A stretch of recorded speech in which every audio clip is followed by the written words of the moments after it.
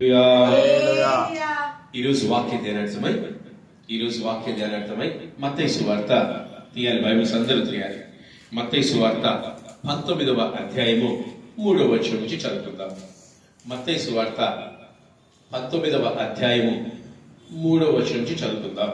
పరిసయ్యులు ఆయనను శోధింపవలెనని ఆయన యొద్దకు వచ్చి ఏ హేతువు చేతనైనను పురుషుడు తన భార్యను విడనాడుట న్యాయమా అని అడగగా, ఆయన సృజించిన వాడు ఆది నుండి వాని పురుషుని గాను స్త్రీని గాను సృజించెననియు, ఆయన సృజించిన వాడు ఆది నుండి వారిని పురుషుని గాను స్త్రీని గాను సృజించిననియు,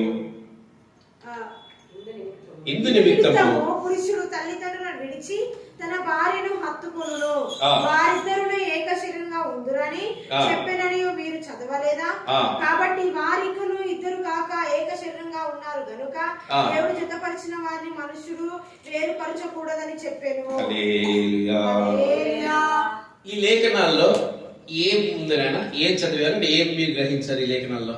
ఇప్పుడు చదివిన దాంట్లో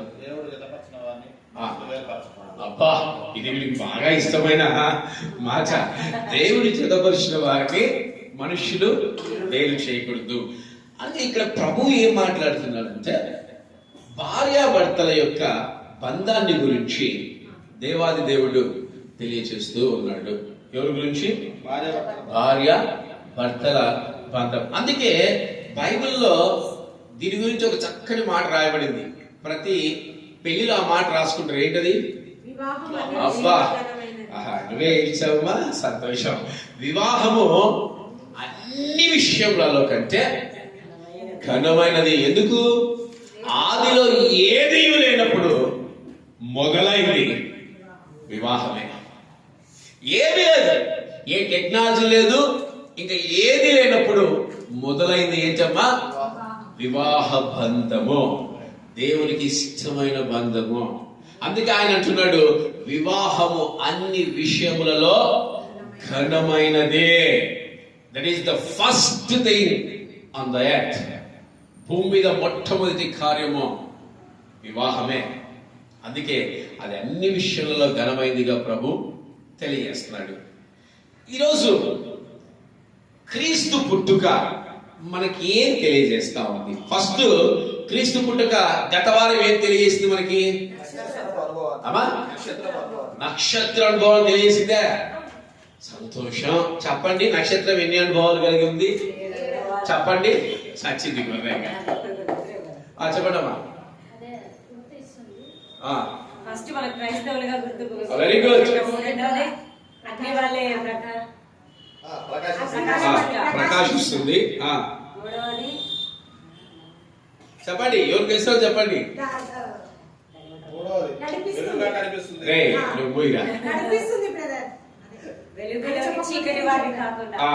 వెలుగుగా మనల్ని ఉంచుతుంది. నాలుగవదిగా ఇది చాలండి. మన ఆత్మీయ జీవితము ఎంత గొప్పదిగా ఉందంటే ఇక్కడ అర్థమవుతాం. గత వారం చెప్పిన వాక్యము అంటే ఈ మధ్య నేను అడగట్లేదు కాబట్టి మీరు చాలా ఫ్రీగా ఉన్నట్టున్నారు. నేను గత వారం చెప్పిన వాక్యాన్ని మళ్ళీ ఈ వారం అడుగుతా, ఖచ్చితంగా అడుగుతా. ఈ మధ్య అడగట్లేదు కదా. 7 చెప్పినానమ్మా. ఆ 7 కూడా మర్చిపోతుంది ఎట్లా? క్రీస్తు పుట్టుక మనకి ఏం తెలియజేస్తా ఉంది? మొట్టమొదటిగా అని మనం నేర్చుకున్న అనుభవం ఏంటి? తార ఏంటమ్మా? నక్షత్రము. నక్షత్రం కట్టుకోవడం కాదు, కానీ ఆ నక్షత్రం వలె మనము జీవించాలి, ఆ నక్షత్రం వలె మనం బ్రతకాలని ఒక 7 అనుభవాలు మీకు చెప్పాను. రెండవదిగా క్రీస్తు పుట్టుక భూమి మీద మనకేం తెలియజేస్తాం అనేది ఈరోజు మనము నేర్చుకోబోతా ఉన్నాము. క్రీస్తు పుట్టుక మనకు ఈరోజు ఏం తెలియజేస్తా ఉందంటే భార్యాభర్తల అనుబంధాన్ని తెలియజేస్తా ఉంది. ఈరోజు అంశము భార్యాభర్తల అనుబంధం. ఈరోజు అంశం ఏంటి? భార్యాభర్తల అనుబంధం. ఈ భార్యాభర్తలు ఎక్కడి నుంచి వచ్చినారన్న క్రీస్తు పుట్టుకలో అని మీరు అక్కడ వాడలేదు. క్రీస్తు పుట్టాడా? రైట్. క్రీస్తు పుట్టుక మనకి ఏం తెలియజేస్తా ఉంది? క్రైస్తవ సమాజానికి తార వెలసింది అని పాట పాడుకోవడమే కాదు, మనం ఎలా జీవించాలి, మనం ఎలా బ్రతకాలి, భార్యాభర్తలుగా ఉన్నవారు ఎలాంటి అనుభవాలతో బ్రతకాలని క్రీస్తు పుట్టుక మనకు తెలియజేస్తా ఉంది.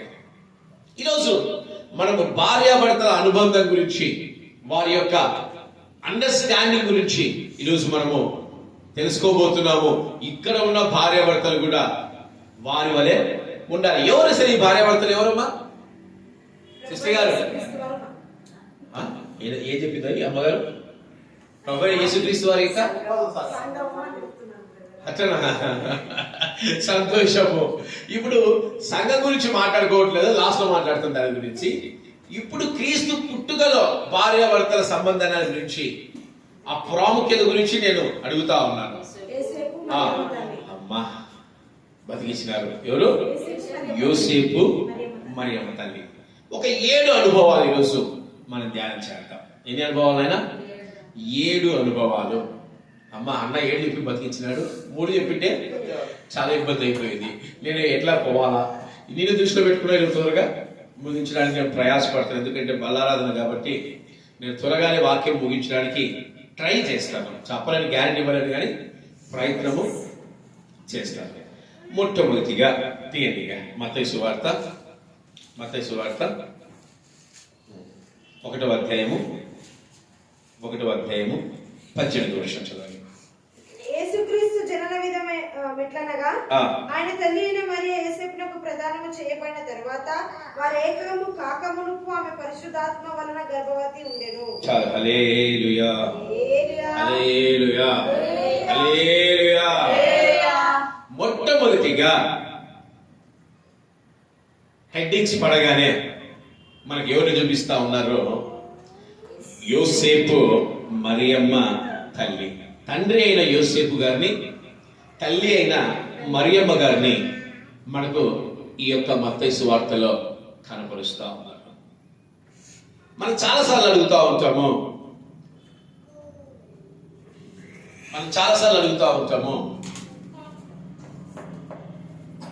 Why should I?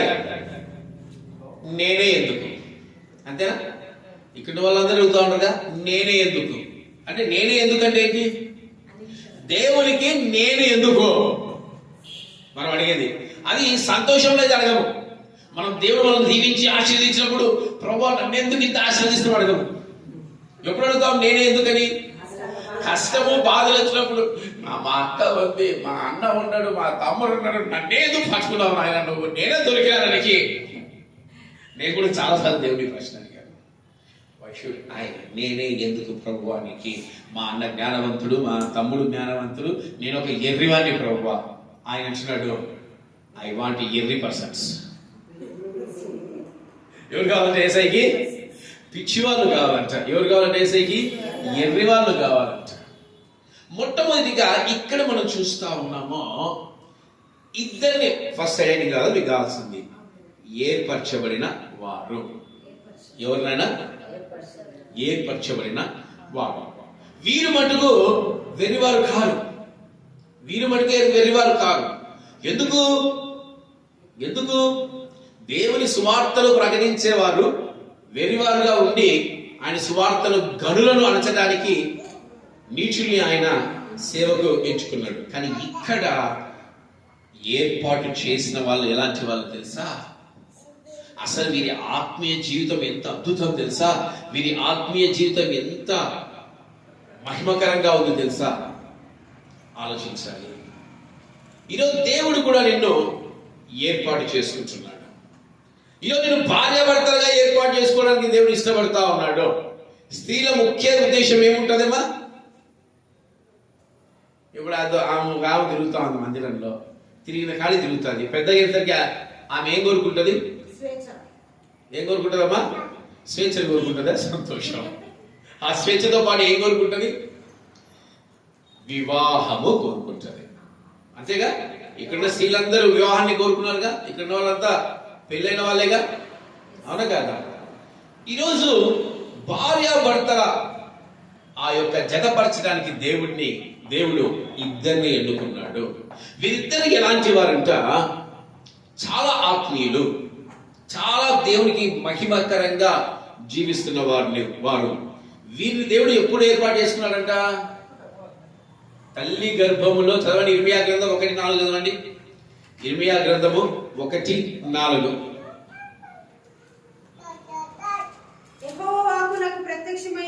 యెహోవా వాక్కు నాకు ప్రత్యక్షమై ఇలాగు సెలవిచ్చెను. ఆ గర్భంలో నేను నిన్ను రూపక మునుపే నిన్ను ఎరిగితిని. నీవు గర్భం నుండి బయలుపడక మునుపే నిన్ను ప్రతిష్ఠించి తిని జనములకు ప్రవక్తగా నిన్ను నియమించుతిని. చాలా హల్లెలూయా హల్లెలూయా. దేవుడు తల్లి గర్భంలో రూపించబడక మునుపే నిన్ను నన్ను ఏర్పాటు చేసుకున్నాడు. అవునా కదా? ఇర్మియా భక్తుడిని తల్లి గర్భంలో రూపించకుండా ఏర్పాటు చేసుకుని ఒక ప్రవక్తగా ఆయన ఏర్పాటు చేసుకున్నాడు. ఇక్కడ మరియమ్మను యేసేపును దేవుడు ఎందుకు ఏర్పాటు చేసుకున్నాడు? నిజమైన భార్యాభర్తలు గా ఉండాలని వారిని ఏర్పాటు చేసుకున్నాడు. యేసేపు వంటి వాడు అంత ఆత్మీయ జీవితం కలిగిన వాడు, యేసేపు వంటి ఆత్మీయ బ్రతుకు కలిగిన వాడు ఇంకా ఎవరు ఆ రోజుల్లో లేరు. మరియమ్మ తల్లి వంటి ఆత్మీయ జీవితం కలిగిన వారు ఎవరు ఆ రోజుల్లో లేనే లేరు. నిజంగా మన జీవితాల్లో ఒకసారి మనల్ని మనం పరీక్షించుకుందాం. ఒకసారి ఏం చేద్దామా? మన జీవితాన్ని మనం ఏం చేద్దాం? పరీక్షించుకుందాం.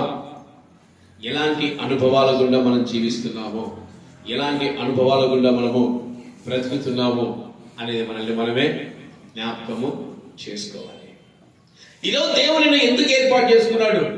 భార్య భర్తలుగా నువ్వు చక్కటి జీవితాన్ని జీవించాలని ఏర్పాటు చేసుకున్నాడు. ఇర్మియాను ప్రవక్తగా ఏర్పాటు చేసుకుంటే మరియమ్మ తల్లిని యేసేపును ఎందుకు ఏర్పాటు చేసుకున్నాడు? మంచి భార్యాభర్తలుగా ఉండాలని ఏర్పాటు చేసుకున్నాడు. ఈరోజు నిన్నెందుకు ఏర్పాటు చేసుకున్నాడో ఒకసారి నీ హృదయాన్ని నువ్వు పరిశీలన చేసుకో. కొంతమందిని సేవకులుగా ఎంచుకుంటే, కొంతమందిని ప్రవక్తలుగా ఎంచుకుంటే, కొంతమందిని దీర్ఘదర్శులుగా ఎంచుకుంటే, ఈరోజు దేవుడు నిన్ను ఎందుకు ఎంచుకున్నాడు, నిన్ను ఎందుకు ఏర్పాటు చేసుకున్నాడో ఒకసారి నువ్వే జ్ఞాపకం చేసుకో. ఈరోజు క్రైస్తవ కుటుంబంలో ఉన్న సహోదరి సహోదరుడా, దేవుడు నా వైపు ఎందుకు చూడట్లేదు? దేవుడు నన్ను ఎందుకు ప్రత్యేకంగా వాడుకోవట్లేదు? దేవుడు నన్ను ఎందుకు ప్రత్యేకమైన స్థానం నాకు ఇవ్వలేదు సంఘంలో అని నువ్వు ఆలోచిస్తున్నావేమో. నేను ఎందుకు ఏర్పాటు చేసుకున్నాడు తెలుసా? చక్కటి భార్య భర్తల అనుబంధం కలిగిన వ్యక్తులుగా ఉండాలని నిన్ను ఏర్పాటు చేసుకున్నాడు. అందుకే కొరింథీయులకు రాసిన పత్రిక 12:3 చదవండి. 1 కొరింథీయులకు రాసిన పత్రిక 12:3. ఇందుచేత దేవుని ఆత్మ వలన మాట్లాడు వాడెవడను యేసు శాపగ్రస్తులని చెప్పడనియు, పరిశుద్ధాత్మ వలన తప్ప ఎవడును యేసు ప్రభు అని చెప్పలేడని నీకు తెలియజేస్తున్నాను. ఇందువలన ప్రతి ఒక్కరు పరిశుద్ధాత్మ దేవుడు లేకుండా యేసుక్రీస్తుని ఎవరు నమ్మలేరు, ఎవరు చెప్పలేరు ఈయన యేసుక్రీస్తు ప్రభు అని. అనగా భార్యాభర్తలుగా ఉన్న మీరైనా సరే ఈరోజు క్రైస్తవ సమాజంలో ఉన్నారంటే దేవుని యొక్క కనుసైగలో మీరు ఉన్నారని అర్థం. పరిశుద్ధాత్మ యొక్క కనుసైగలో మీరు ఉన్నారని అర్థం. దేవా, నాకు సంఘంలో నాకు స్థానం లేదు నాయన, సంఘంలో నాకు ఒక ఇది లేదు దేవా, లేదు నేను సేవకుని నేను కాలేకపోయాను నాయన అని నువ్వు బాధపడుతున్నావేమో. నిన్ను పిలిచిందే దేవుడు భార్యాభర్తలుగా ఆశీర్వదించడానికి, భార్యాభర్తలుగా దీవించడానికి, భార్యాభర్తల ఐక్యతను అనుబంధాన్ని నీ ద్వారా ప్రపంచానికి తెలియచేయాలని. నీ గర్భములో వచ్చేవారు దేవునికి మహిమకరంగా మారాలని ఆయన నిన్ను ఎన్నుకున్నాడు. ఈరోజు దేవుని ఎందుకు ఎన్నుకున్నాడని మీరు గమనించుకుంటే, నీ పిల్లల్ని నీవు దేవునికి అప్పగించాలి, నీ పిల్లల్ని నువ్వు దేవునిలో పెంచాలి. దేవునికి నువ్వు నమ్మకమైన వ్యక్తిగా ఉండాలంటే భార్యాభర్తలు ఎలా ఉండాలి తెలుసా? ఎలా ఉండాలి బ్రదర్? భార్యాభర్తలు ఎలా ఉండాలంట? ఏక శరీరంగా ఉండాలి.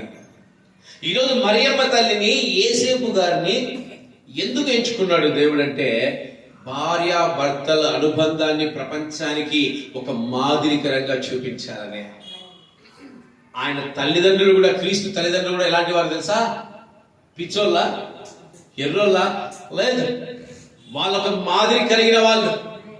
యేసేపు ఒక మాదిరి కలిగిన వ్యక్తి, అలాగే మరియమ్మ తల్లి ఒక మాదిరి కలిగిన ఆత్మీయురాలు. ప్రపంచంలో ఇంతకు ఆ ధన్యత ఎవరికి రాదండి. నన్ను అడిగితే ఆమె కలిగిన ధన్యత ప్రపంచంలో నోబడి క్యాన్, ఎవరికి రాదు. సాక్షాత్తు రాజులకు రాజు, ప్రభులకు ప్రభువే ఎవరి గర్భాన్ని దాల్చాడు తెలుసా? ఎంతటి ఆత్మీయురాలైంటది, ఎంతగా దేవుల్లో ఆనందించే వ్యక్తి అయితే ఒకసారి ఆలోచించండి. ఈరోజు మీరు బాధపడవచ్చు, అయ్యా యేసయ్య నా గర్భాన పుట్టకపోతివే అని మీరు అనుకుంటున్నారేమో. ఈరోజు ఎంతో మంది యేసుక్రీస్తు అనుభవం కలిగిన వారిని మీ గర్భాల్లో పుట్టించి దేవుడు ఆయనకు అప్పచెప్పమంటా ఉన్నాడు. ఈరోజు మమ్మల్ని అంటే చెప్తున్నాను మీకు, చిన్న అరే కుక్క వచ్చింది పైకి తలుపు. ఈరోజు నేను చిత్తూరులో పరిచయం చేసుకున్నప్పుడు ఒక సహోదరి ఉండేది, మోహనమ్మ అనుకుంటా ఆమె పేరు. గూని ఉండేది పాపం. ఆమె నన్ను ఏం పిలిచేదంటే యేసయ్య అనే పిలిచేది. అమ్మ నా పేరు రాకేష్ శర్మ అంటే, నువ్వు నాకు యేసయ్యవే. ఎందుకు అమ్మ అంటావు అంటే, యేసయ్యకు ప్రతిరూపంలో ఉండేవాడిని ఏమంటారయ్యా అని అడిగింది నన్ను. యేసయ్య అంటారు అమ్మ అంటే, నువ్వు యేసయ్యవే. ఈరోజు నీ గర్భంలో వచ్చే అందరూ యేసయ్యలే. నేను ఎందుకు దేవుడు ఏర్పాటు చేసుకున్నాడు ఈ భూమి మీద? ఎందుకు ఏర్పాటు చేసుకున్నాడు? భార్యాభర్తల అనుబంధాన్ని ప్రపంచానికి మరొకసారి చూపించాలని. ఎవరైతే భార్యాభర్తలు చక్కని అనుబంధాన్ని కలిగి ఉంటారో వారి గర్భము నుంచి ఎవరు వస్తారు తెలుసా? ప్రవక్తలు వస్తారు. ఎవరు వస్తారు? సేవకులు వస్తారు, గొప్పవారు వస్తారు, పరిచారకులు వస్తారు. క్రీస్తు యొక్క తల్లిదండ్రులు గొప్ప ఆత్మీయులు, ప్రపంచానికి అది సాగి చెప్పారు. క్రీస్తు జననంలో తారక ఎంత ఇంపార్టెంట్ ఉందో అంతకంటే గొప్ప ఇంపార్టెంట్ ఎవరికి ఇచ్చాడు తెలుసా? దేవుడు భార్యాభర్తలకు ఇచ్చాడు. ఈ కాలం భార్యాభర్తలు ఎలాంటి అనుభవాల గుండా ఉన్నా పర్లేదు, కానీ దేవుడు మిమ్మల్ని జతపరిచాడంటే మీరు ఇక్కడైనా ఎలా ఉండాలట? మరియమ్మ తల్లి యేసేపు గారు ఎలా ఉన్నారో నీవు అలాగే ఉండాలి. ఈరోజు వాళ్ళ పాత్ర ఎంత గొప్పది కదా. దేవుడు వాళ్ళిద్దరిని ఎందుకు ఏర్పాటు చేస్తున్నారంటే ఒక ప్రపంచ చరిత్రను మార్చడానికి. ఈరోజు సేవకులు మేము వచ్చాం అంటున్నాం, సేవకులు నేను కూడా వచ్చాను. నా తల్లిదండ్రుల యొక్క ఏర్పాటు, వాళ్ళు పెంచిన విధానాన్ని బట్టే నేను ఈరోజు క్రీస్తుని తెలుసుకోగలిగాను, సేవకుడుగా మారగలిగాను. ఈరోజు భార్యాభర్తల అంశమమ్మ, భార్యాభర్తల అనుబంధం. ఇప్పుడు వచ్చారు కదా చాలా మంది, అంశం తెలియకుండా నేను చెప్పను వాక్యం. ఈరోజు అంశం ఏంటి? ఎస్టర్ రాణి గారు, భార్యాభర్తల అనుబంధం. ఈరోజు ప్రభువైన యేసుక్రీస్తుని కనిన వాళ్ళ భార్యాభర్తల అనుబంధం చాలా గొప్పది. ఆదికాండం ఒకసారి చూద్దాము. ఆదికాండం 24వ అధ్యాయము 62వ వచనం ఒకసారి చదవండి. ఆదికాండము 24వ అధ్యాయము. ఇస్సాకు బేర్ లహరి లోయ మార్గంలో వచ్చి దక్షిణ దేశమందు కాపురం ఉండెను. ఆ సాయంకాలంలో ఇస్సాకు పొలంలో ధ్యానింప బయలు వెళ్లి కనులెత్తి చూసినప్పుడు ఒంటెలు వచ్చిచుండెను. ఇంకా కనులెత్తి ఇస్సాకును చూచి ఒంటె మీద నుండి దిగి మనం ఎదుర్కొనుటకు పొలంలో నడుచుచున్న ఆ మనుషుడు ఎవరని దాసుని అడగగా ఇతడు నా యజమానుడని చెప్పాను గనుక ఆమె ముసుగు వేసుకొనిను. అప్పుడు ఆ దాసుడు తాను చేసిన కార్యములను ఇస్సాకుతో వివరించి చెప్పాను. ఇస్సాకు తల్లి అయిన శారా గూడారంలోనికి ఆమెను తీసుకుని పోయాను. అట్లు అతడు రిబ్కాను పరిహరింపగా ఆమె అతనికి భార్య ఆయను. అతడు ఆమెను ప్రేమించెను. అప్పుడు ఇస్సాకు తన తల్లి విషయమై దుఃఖ నివారణ పొందెను. ఇస్సాకు ఎంతమంది తెలుసు? ఎవరైనా ఇస్సాకు అంటే ఎవరండి? అబ్రహాము యొక్క వాగ్దాన పుత్రుడు. అబ్రహాము చాలా మంది కుమారులు ఉన్నారు లేదా? వాగ్దాన పుత్రుడు అని చెప్పాలి, గుర్తుపెట్టుకోండి. ఇస్సాకు ఎవరంటే అబ్రహాము యొక్క వాగ్దాన పుత్రుడు. ఈ ఇస్సాకు ఒక స్త్రీని చూశాడు. ఈ స్త్రీని తండ్రి నీ కొరకు పంపించాడంటే ఏమీ ఆలోచించకుండా ఏం చేశాడు? ఆ స్త్రీని తన యొక్క గుడారంలో తీసుకెళ్లి వివాహం చేసుకున్నాడు. ఆ స్త్రీ తనకు ఎలా ఉంటుందంట? దుఃఖ నివారణగా ఉందట. అంటే ఏంటి దుఃఖ నివారణ అంటే ఏంటో అమ్మా? బాధను తొలగించే స్థితి అన్నమాట. ఈరోజు అయ్యా పురుషులారా, మీ భార్యలు మీకు బాధను తొలగిస్తున్నారా, బాధను పెంచుతున్నారా? ఒకసారి జ్ఞాపకం చేసుకోవాలి మిమ్మల్ని మీరే. మరియమ్మ తల్లట యేసేపుకు బాధను తొలగించే స్త్రీ అట. రిబ్కా అంట ఇస్సాకుకు బాధను తొలగించే స్త్రీ అట.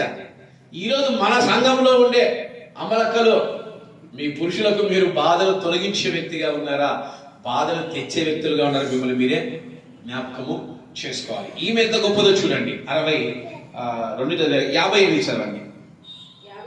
8. రిబ్కాను పిలిచి ఈ మనుషులతో కూడా వెళ్ళదవా అని ఆమెను అడిగినప్పుడు వెళ్ళేదనా నేను. అప్పుడు దాకా ఇప్పుడంటే మనకు యూట్యూబ్ లో దాని ఏమంటారు ఫోటోస్ వచ్చాయి, కెమెరాలు వచ్చాయి, టెక్నాలజీ పెరిగింది, వీడియో కాల్ లో చూస్తా ఉన్నాం. హల్లెలూయా హల్లెలూయా హల్లెలూయా. నా వైపు చూసేదాకా హల్లెలూయా చెప్తా ఉంటా. ఇప్పుడంటే ఇంత టెక్నాలజీ వచ్చింది.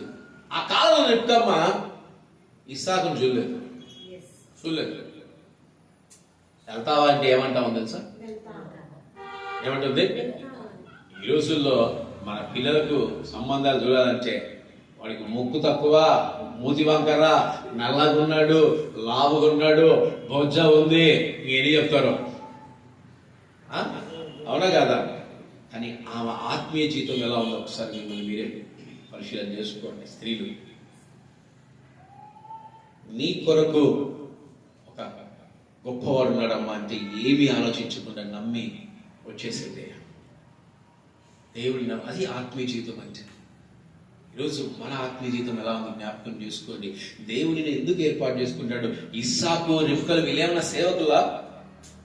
ఇస్సాకు రిబ్కాలు ప్రవక్తలు కాదు, ఇంకోటి కాదు. అయినా వారి గురించి బైబిల్లో ఎందుకు మనం మాట్లాడుకుంటున్నాం, ఎందుకు డిస్కస్ చేస్తున్నాం? వాళ్ళ నుంచి వచ్చే గర్భం ప్రపంచాన్ని మార్చే గర్భం అది. ఈరోజు భార్య భర్తల అనుబంధం అంటే బైబిల్లో మొట్టమొదటిగా చెప్పేవాళ్ళు ఎవరు తెలుసా? అబ్రహాము శారమ్మ గురించి ఎక్కువ తీసుకోరు. ఎవరి గురించి తీసుకున్నారు తెలుసా? మచ్చలేడు. అబ్రహాంకి ఎంతమంది? ముగ్గురు. కానీ ఒక్క ఇస్సాకు మాత్రమే ఏకపత్ని వ్రతుడు. ఒకే భార్య, ఒకే ప్రేమ, ఒకే జీవితం. చాలా గొప్పవాడు ఇస్సాకు. ప్రభువైన యేసుక్రీస్తు వారికి సాదృశ్యం. ఈరోజు వాళ్ళ గురించి ఎందుకు మాట్లాడుకుంటున్నాం మనము? ఎందుకంటే భార్యాభర్తల అనుబంధాన్ని ప్రపంచానికి పరిచయం చేసిందే ఇస్సాకు, రిబ్కమ్మ. ఈరోజు దేవుడు నిన్ను ఎందుకు ఏర్పాటు చేసుకున్నాడు? మీరు భార్యాభర్తలుగా ఫలించాలని, ఆ బంధాన్ని ఏర్పాటు చేసుకోవాలని ఏర్పాటు చేసుకున్నాడు. ఆ రోజు ప్రభువైన యేసుక్రీస్తు వారికి తల్లిదండ్రులుగా వారిద్దరిని ఎందుకు ఎన్నుకున్నాడు? వారి వంటి ఆత్మీయ జీవితం ఇంకా ఎవ్వరికి లేనే లేదట. క్రీస్తు పుట్టుక ఒక అద్భుతం. క్రీస్తు పుట్టుక తారని గురించి మనకు సూచిస్తుంది. తార అంటే చెప్పానుగా, స్టారేనా? ఇంటికి స్టార్ కట్టుకుంటే తార అయిపోతుందా? కాదు. ఆ తారలాగా మనం జీవించాలి. రెండవదిగా క్రీస్తు పుట్టుకలో ఏంటి గొప్పతనం? ఆ క్రీస్తు పుట్టుకలో గొప్పతనం ఏంటి తెలుసా?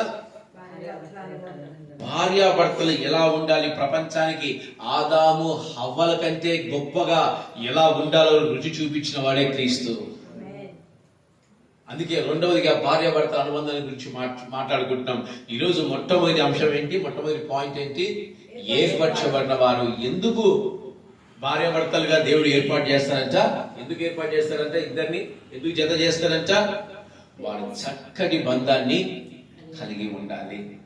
అందుకే మరియమ్మ తల్లి యేసేపు ఏర్పాటు చేయబడ్డారు. ఏర్పాటు చేయబడతారా సరిపోదు, పెద్ద యుద్ధం. జీవితం అంటే ఏంటి? అంతేనా? జీవితం అంటే పోరాటం, అందులోనే ఉంది జయం. అంతేనా? ఈ పోరాటంలో మొట్టమొదటిగా దేవుడు ఏర్పాటు చేస్తే, రెండవది ఆత్మీయ జీవితంలో నెక్స్ట్ ఏమొస్తుంది అనేది మనము జ్ఞాపకం చేసుకోవాలి. మరియమ్మ యేసేపు జీవితంలో ఏమొచ్చింది, మన జీవితంలో ఏమొస్తుంది? మొట్టమొదటిగా ఏర్పరచబడిన వాళ్ళు. రెండవదిగా ఆత్మీయ జీవితంలో సెకండ్ పాయింట్, ఆత్మీయ జీవితంలో పరీక్ష.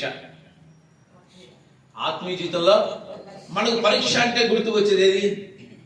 నా 10th క్లాసు, నా 8th క్లాసు, నేను అప్పుడు పరీక్ష రాసిన అయ్యగారు అంటారా?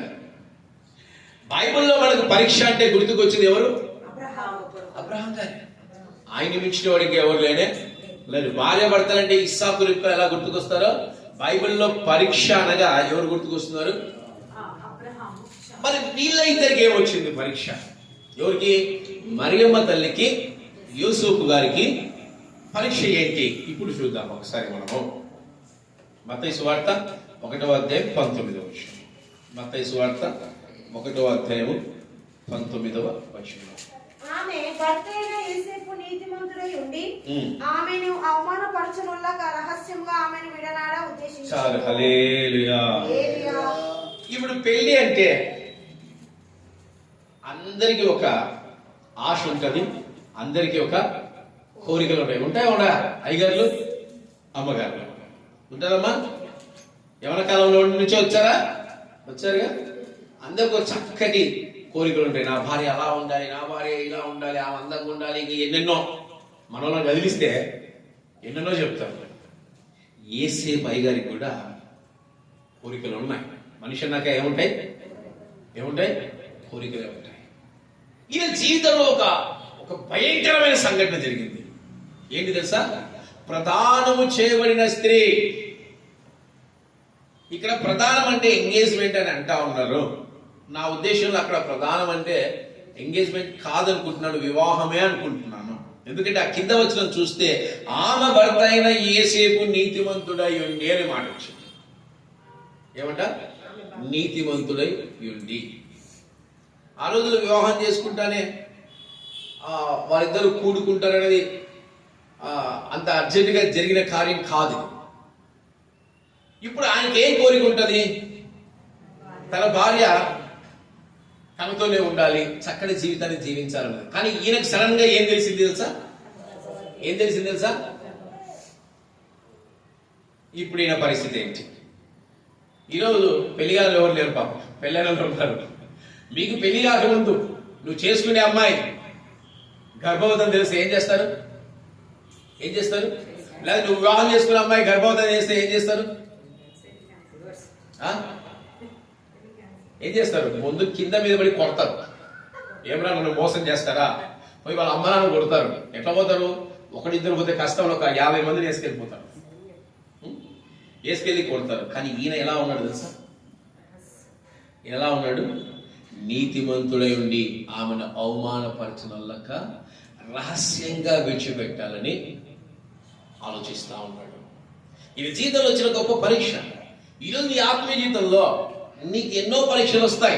నీ వివాహ బంధంలో ఎన్నో పరీక్షలు వస్తాయి. నువ్వు పెళ్లి చేసుకున్న తర్వాత నీ జీవితంలో ఎన్నో పరీక్షలుగా రావచ్చు. నీ భార్య అప్పుడు దాకా ప్రేమగా కనిపించిన భార్య సైకోగా మారొచ్చు, శాడిస్ట్ గా మారొచ్చు, క్రూరంగా మారొచ్చు, అసలు నువ్వు ఊహించగల విధంగా మారొచ్చు. కానీ ఈయన ఎక్కడ ఆమెను బాధపరచలేదు, ఎక్కడ ఆమె గురించి బయట ఎక్కడ చెప్పలేదు. ఇది ఈయన వర్షం. ఇప్పుడు మళ్ళీ మరియమ్మ తల్లి దగ్గరికి వెళ్దాం. లూకా సువార్తకి వెళ్ళండి, మరియమ్మ తల్లి దగ్గరికి వెళ్దాం.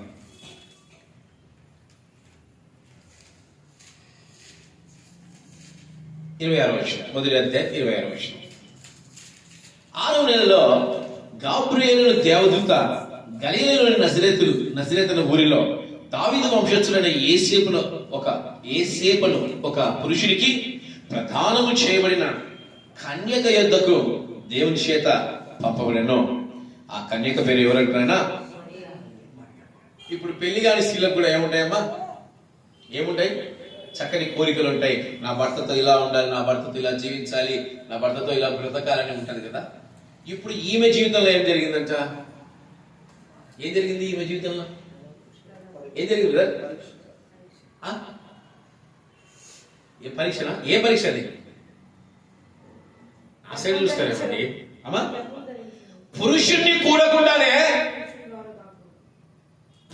కూడకుండానే ఈమె ఏం తెలిసిందంట? గర్భం ధరించిందంట. ఇప్పుడు ఈమె పరిస్థితి ఏంటి? ఇప్పుడు ఈమె పరిస్థితి ఏంటి? ఒక దేవదూత వచ్చి, అమ్మా నీ భర్తతో నువ్వు కలవకూడదు, ఎందుకంటే నీకు గర్భాన్ని ఇవ్వబోతున్నాను. ఆ గర్భం ఎవరి నుంచి వస్తుందంట? పరిశుద్ధాత్మ నుంచి వస్తుందంట. కనుక నీవు గర్భవతిగా మారబోతున్నావు. ఇప్పుడు ఈమె పరిస్థితి ఏంటి? గుండెలోకి వేసుకొని బాదుకోవాలా? నాకు ఈ తలనొప్పులన్నీ వద్దు దేవా, దూతమ్మా నాకు వద్దు, నా బతుకు నన్ను బతకనేయండి అనాలా? ఏమనాలి? మనమైతే అదే అంటావా? అదే అంటారు, రసిస్తారు. కానీ మరియమ్మ తల్లి ఎలా ఉంటుంది తెలుసా? ఎలా ఉంది తెలుసా? లోబడింది. దేవుడు చెప్పిన మాటకు, దూత చెప్పిన మాటకు నిజంగా తాను ఇది నిజమేనా, నా యందు ఇది జరగబోతుందా? అప్పుడు ఆమె యేసేపు గురించి ఆలోచించలేదు, తన కలగబోయే అవమానాల గురించి ఆలోచించలేదు. ఇదిగో ఇది నాకు వద్దు అని అంటే బహుశా దేవుడు ఆపేసేవాడు. ఇప్పుడు నీకు ఇష్టం లేకుండా గుర్తుపెట్టుకోండి, మన జీవితంలో మనకి ఇష్టం లేకుండా దేవుడు ఎటువంటి కార్యాన్ని చేయడు. నీకు ఇష్టం ఉంటేనే చేస్తాడు. అదే క్రీస్తు ప్రేమ. నీకు కాబోయే భార్య కూడా నీకు ఇష్టం ఉంటేనే. ఎందుకంటే ఇష్టం లేకుండా ఎన్ని రోజులు సంసారం చేస్తారు? ఇష్టం లేకుండా ఎన్ని రోజులు కాపురం చేస్తారు?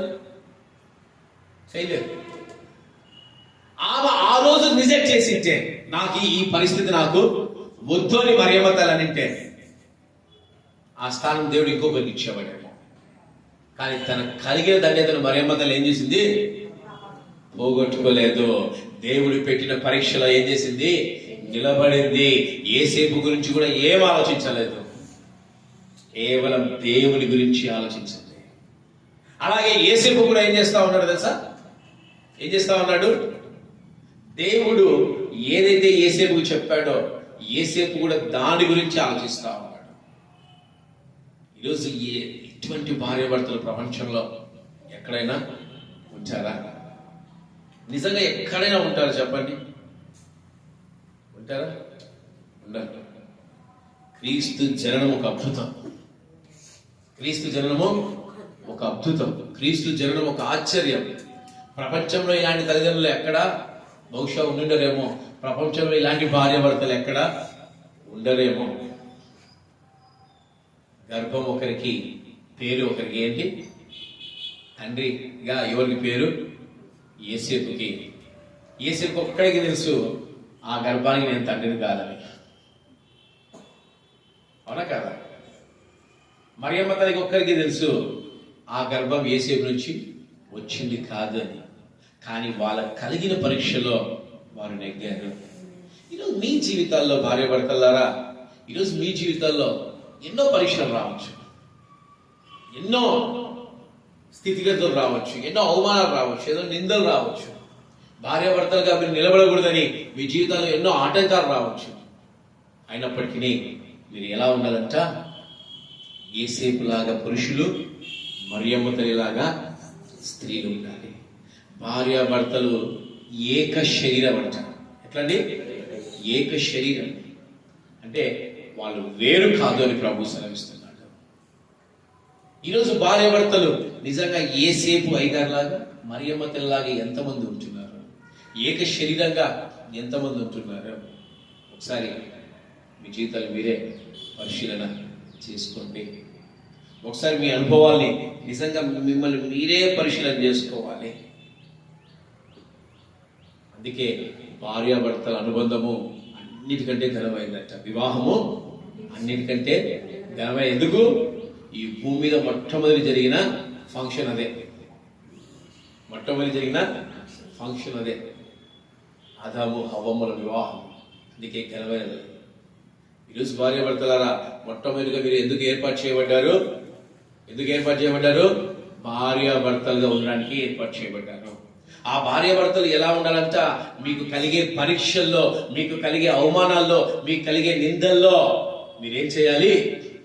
బలంగా ఏం చేయాలమ్మా? బలంగా నిలబడాలి. నిలబడుతున్నారా? కొట్లాడుకొని విడాకులు తీసుకుంటా ఉంటున్నారా? కొంతమంది నేను పెళ్లి పెద్దగా సంతకం కొన్ని వివాహాలు ఇచ్చాను, నాకు ఫోన్ చేస్తారు. చిన్న గొడవ, ఏ దాని గురించి, పప్పు గురించి ఉప్పు గురించో నాకు ఫోన్ చేస్తారు. అయ్యారో ఆ రోజు నువ్వు సంతకం పెట్టావుగా, నాకు విడాకులుగా అర్జెంటుగా. ఓ ఏమో ఏమైపోయిందో అని నేను ఎక్కడో డ్యూటీలో ఉండేవాడిని హడావిడిగా సర్దుకొని ఇంటికి వచ్చి మొక్కలు అడుక్కుని అరే ఏమైపోయిందో ఇంటికి పోయేసరికి ఇద్దరు కిక్కి నవ్వుతుంటారు. విడాకులు మీకా అంటే మేమే పెరిగాము, కోపంలో 100 అంటాం విడాకులు కాదని. ఇప్పిస్తారా ఏంది మీరు? మమ్మల్ని పాడి మమ్మల్ని విడదీస్తారా మీరు? ఇటుంటారు, భార్య పడతారు. ఎన్ని అవమానాలు వచ్చినా, ఎన్ని అపోహలు వచ్చినా, ఎన్ని నిందలు వచ్చినా యేసేపు మరియమ్మలాగా మనం ఏం చేయాలి? నిలబడాలి. ఒక సహోదరి ఉండేది, నా దగ్గరికి వచ్చేది. ఆమెకు ఒక విచిత్రమైన డౌట్. నేను యేసయ్యని తెలుసుకుని కొద్ది రోజులు అయింది, అది పూర్తిగా తెలుసుకున్నది లేదు కూడా నాకు తెలీదు. అన్నా యేసయ్యకు నేను తెలుసా? కనీసం యేసయ్య నా గురించి ఆలోచిస్తారా? నా పేరైనా నాకు తెలుసా? ఇప్పుడు చెప్తున్నా వినండి. అమ్మ యూట్యూబ్లో చూసి విను తల్లి, నువ్వు వచ్చింది ఈ భూమి మీదకి ఎందుకంట? నీ భర్తను పరిపాలించడానికి కాదు, నీ భర్తను సమర్థించడానికి, నీ భర్తను నువ్వు బలంగా ముందుకు తీసుకెళ్ళడానికి. మొండి అయిన భర్త, దేవుని నమ్మని భర్త నువ్వు దేవుని దగ్గరికి లాక్కరావడానికి నువ్వు ఏర్పాటు చేయబడిన స్త్రీవమ్మ. ఏదాన్ని ఏర్పాటు చేయబడిన స్త్రీ. దేవునికి నువ్వు బాగా తెలుసు, నీ పేరు తెలుసు, నీ ఊరి తెలుసు, నీ పుట్టు పూర్వోత్తరాలు ఆయనకు బాగా తెలుసు. మరి మీరంతా సేవకులుగా దేవుడు ఏర్పాటు చేసుకుని మమ్మల్ని ఎందుకు ఇచ్చి ఉంచాడు? మిమ్మల్ని ఎందుకు వచ్చాడు తెలుసా? భార్యాభర్తలుగా చక్కని అనుబంధాన్ని మీరు కలిగి ఉంటే మీ గర్భాల నుంచి ఎవరు వస్తారు తెలుసా? ఎవరు వస్తారు? సేవకులు వస్తారు, దేవుని సేవ చేస్తారు. అలా లేరనుకో, సైకోలు శాడిస్టులు వస్తారు, లోకం మీదకి వదిలేస్తారు. జాగ్రత్త. ఈరోజు భార్యాభర్తల అనుబంధము చాలా అద్భుతం. క్రీస్తు జననం ఒక అద్భుతం. ఆయన జనంలో ఉండే ఒక మాధుర్యం ఒక్కొక్కటి చూసుకుంటే, తార అనేది ఎందుకు వచ్చింది ఏంటి అంటే తారలాగా మనం జీవించాలి అనే అనుభవాలు. రెండవదిగా క్రీస్తు జనంలో ఉండే ప్రాముఖ్యత వారి తల్లిదండ్రులు అనగా భార్య భర్తల అనుబంధమే. వారు ఎంత ఆత్మీయంగా పోరాడితే, ఎన్ని అవమానాలను భరిస్తే, ఎన్ని అవమానాలను సహిస్తే వాళ్ళు క్రీస్తు జనంలో పాలివారు అవుతారు. మామూలు అపవాది పని ఏంటి తెలుసా? ఏసేపుని కూర్చుంటుంటది, నీ కొడుకు కాదు, నీ బిడ్డ కాదు, నీకెందుకు? అంతేనా? మరియమ్మ తల్లి కూర్చుతా ఉంటుంది. అసలు ఆయనకి నీకు సంబంధం ఏంటి? వారిద్దరు ఎంత ఆత్మీయులైతే నిజంగా ఎంత ప్రేమ కలిగి ఉంటుంది, ఎంత అనుబంధం ఉంటే అలాంటి తమది కాని దాన్ని కూడా యేసేపు సంతోషంగా స్వీకరించగలిగాడు. అందుకే చెప్పాను, లాస్ట్ ఇయర్ చెప్పాను, యేసేపు గురించి ఏం చెప్పాను? అబ్బా వెరీ గుడ్, చప్పట్లు కొట్టాలి. యేసేపు ఎవరంట? తండ్రి కాని తండ్రి. తన బిడ్డ కాదు యేసయ్య, కానీ తన బిడ్డ కాని వ్యక్తికి తండ్రిగా జీవించాడు ఆయన.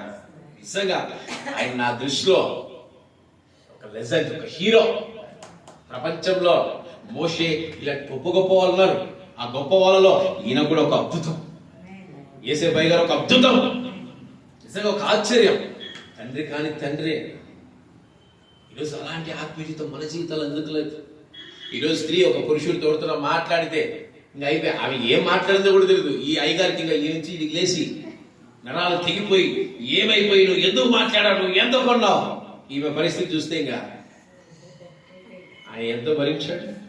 ఈరోజు పొరపాటున అయ్యగారి ఫోన్లో వాట్సాప్ లో ఎవరో పాత ఫ్రెండ్, స్కూల్ మెట్టో, క్లాస్ మెట్టో, బెంచ్ మెట్టో, యాదొక మెట్టు ఫోన్ చేసింది అనుకో, ఒక మెట్టు మెసేజ్ ఉందనుకో, సచ్చిండు రాత్రంతా తలుపులేసి బయట పడేస్తారు, లేదంటే ఇళ్లలో పెట్టి తాళాలు వేసేస్తారు. నువ్వేమైనా చచ్చిపో అని ఏముండదు పాపం. ఏం బాగున్నారా లేదా పాత స్నేహితుడు పాత మెట్టేదో పాపం ఆమె ఏదో గుర్తుకొచ్చి చేయడం ఏదో జరిగితే ఈమె కూడా ఏమవుతుందో తెలుసా? గజ గజ గజ ఒలికిపోయి ఇంట్లో ఉండే సామాన్లు పగలగొట్టి ఆమెకు నీకు ఏమి సంబంధం? ఇలాంటి భార్యాభర్తల అనుబంధం అనేది యేసేపు మరియల అనుబంధం లాగా ఇప్పటికీ కొనసాగుతుంది. భార్యాభర్తలు ఏంటి? అండర్స్టాండింగ్, మంచి అండర్స్టాండింగ్. ఈరోజు మీ పిల్లలకు మీరేం నేర్పిస్తున్నారు? మిమ్మల్ని చూసి మీ పిల్లలు ఏం నేర్చుకుంటారు? చాలా మంది తల్లిదండ్రులు చూసి పిల్లలు ఏం నేర్చుకుంటారు తెలుసా? బుద్ధి ఉంటే నేను పెళ్లి చేసుకోకూడదు, ఎందుకమ్మా ఇంత నిర్ణయం తీసుకున్నావు? మా ఇంట్లో మా అమ్మ నాన్న చూస్తే సరిపోదు, 24 గంటలు కొట్లాడుకుంటా ఉంటారు, 24 గంటలు బాధలాడుకుంటా ఉంటారు. మా నాయన తాగొచ్చి మా అమ్మని కొడితే మా అమ్మ తాగకుండా మా నాన్న కొడుతుంది. ఇదే కదా జీవితము. ఇంకా నాకు ఎందుకండి పెళ్ళి? ఒక అద్భుతాలు నిజంగా చాలా మంది కుటుంబాలు ఇలాంటి అద్భుతాలు ఉన్నాయి, కానీ క్రైస్తవ కుటుంబాల్లో వద్దు. ఏముండకూడదు నాయన? ఏముండకూడదు? క్రైస్తవ కుటుంబాల్లో ఇది వద్దు. తల్లిదండ్రులు హీరోస్. ఏసేపు మరియమ్మ నిజంగా ఏసైకి హీరోస్. వాళ్ళు ఒక్క మాట చెప్తే 30 సంవత్సరాలు వాళ్ళతో ఉన్నాడు ఆయన. ఏం మారు మాట్లాడాలి? హీరోస్. హీరోస్ మీ పిల్లలకు మీరు హీరోస్ లాగుంటారా? మీ భార్య భర్తల అనుబంధం ఎలా ఉంది? నీ భార్య పైన నిందలు వచ్చినా, నీ భార్య ఒకవేళ తప్పు చేసినా నువ్వేం చేయాలి? ఏం చేయాలి? ఈడవాలా? క్షమించే మనసు ఉండాలి, క్షమించే జీవితం నీకు ఉండాలి. దావీదయ్య గారు ఒక ఆమెను పెళ్లి చేసుకుంటే ఎవరిని పెళ్లి చేసుకున్నాడు? ఎవరిని పెళ్లి చేసుకున్నాడు? సౌలు యొక్క కుమార్తెను చేసుకుంటే కొన్ని రోజులకు దావీదు మహారాజు నుంచి ఆమెను వేరు చేసి ఇంకొకరికి పెళ్లి చేస్తాడు. ఇక మళ్ళా ఏం చేస్తాడు తెలుసా? దావీదు మహారాజు రాజు అయిన తర్వాత వాడిని పక్కన పెట్టి మళ్ళీ ఆమె తీసుకొని వస్తాడు. నా భార్య నాది, మధ్యలో నువ్వెవరు రాదు. కానీ ఏ రోజు ఏలెత్తి నువ్వు వాడితో ఇన్ని రోజులు గడిపే, ఇన్ని రోజులు ఉన్నావు, ఏ రోజు దావీదు మహారాజు ఏలెత్తి చూపించలేదు. అది ఆత్మీయ జీవితం అంటే, అది ఆత్మీయ బ్రతుకంటే. అంటే మీరు చేసేది ఇప్పట్లో అదేదో పాత నిబంధనలో గడిచిపోయింది. ఇప్పుడు మీరు అలాంటి ప్రయత్నం కూడా చేయొద్దండి. చాలాసార్లు నాకు కొంతమంది సహోదరులు చెప్తా ఉంటారు,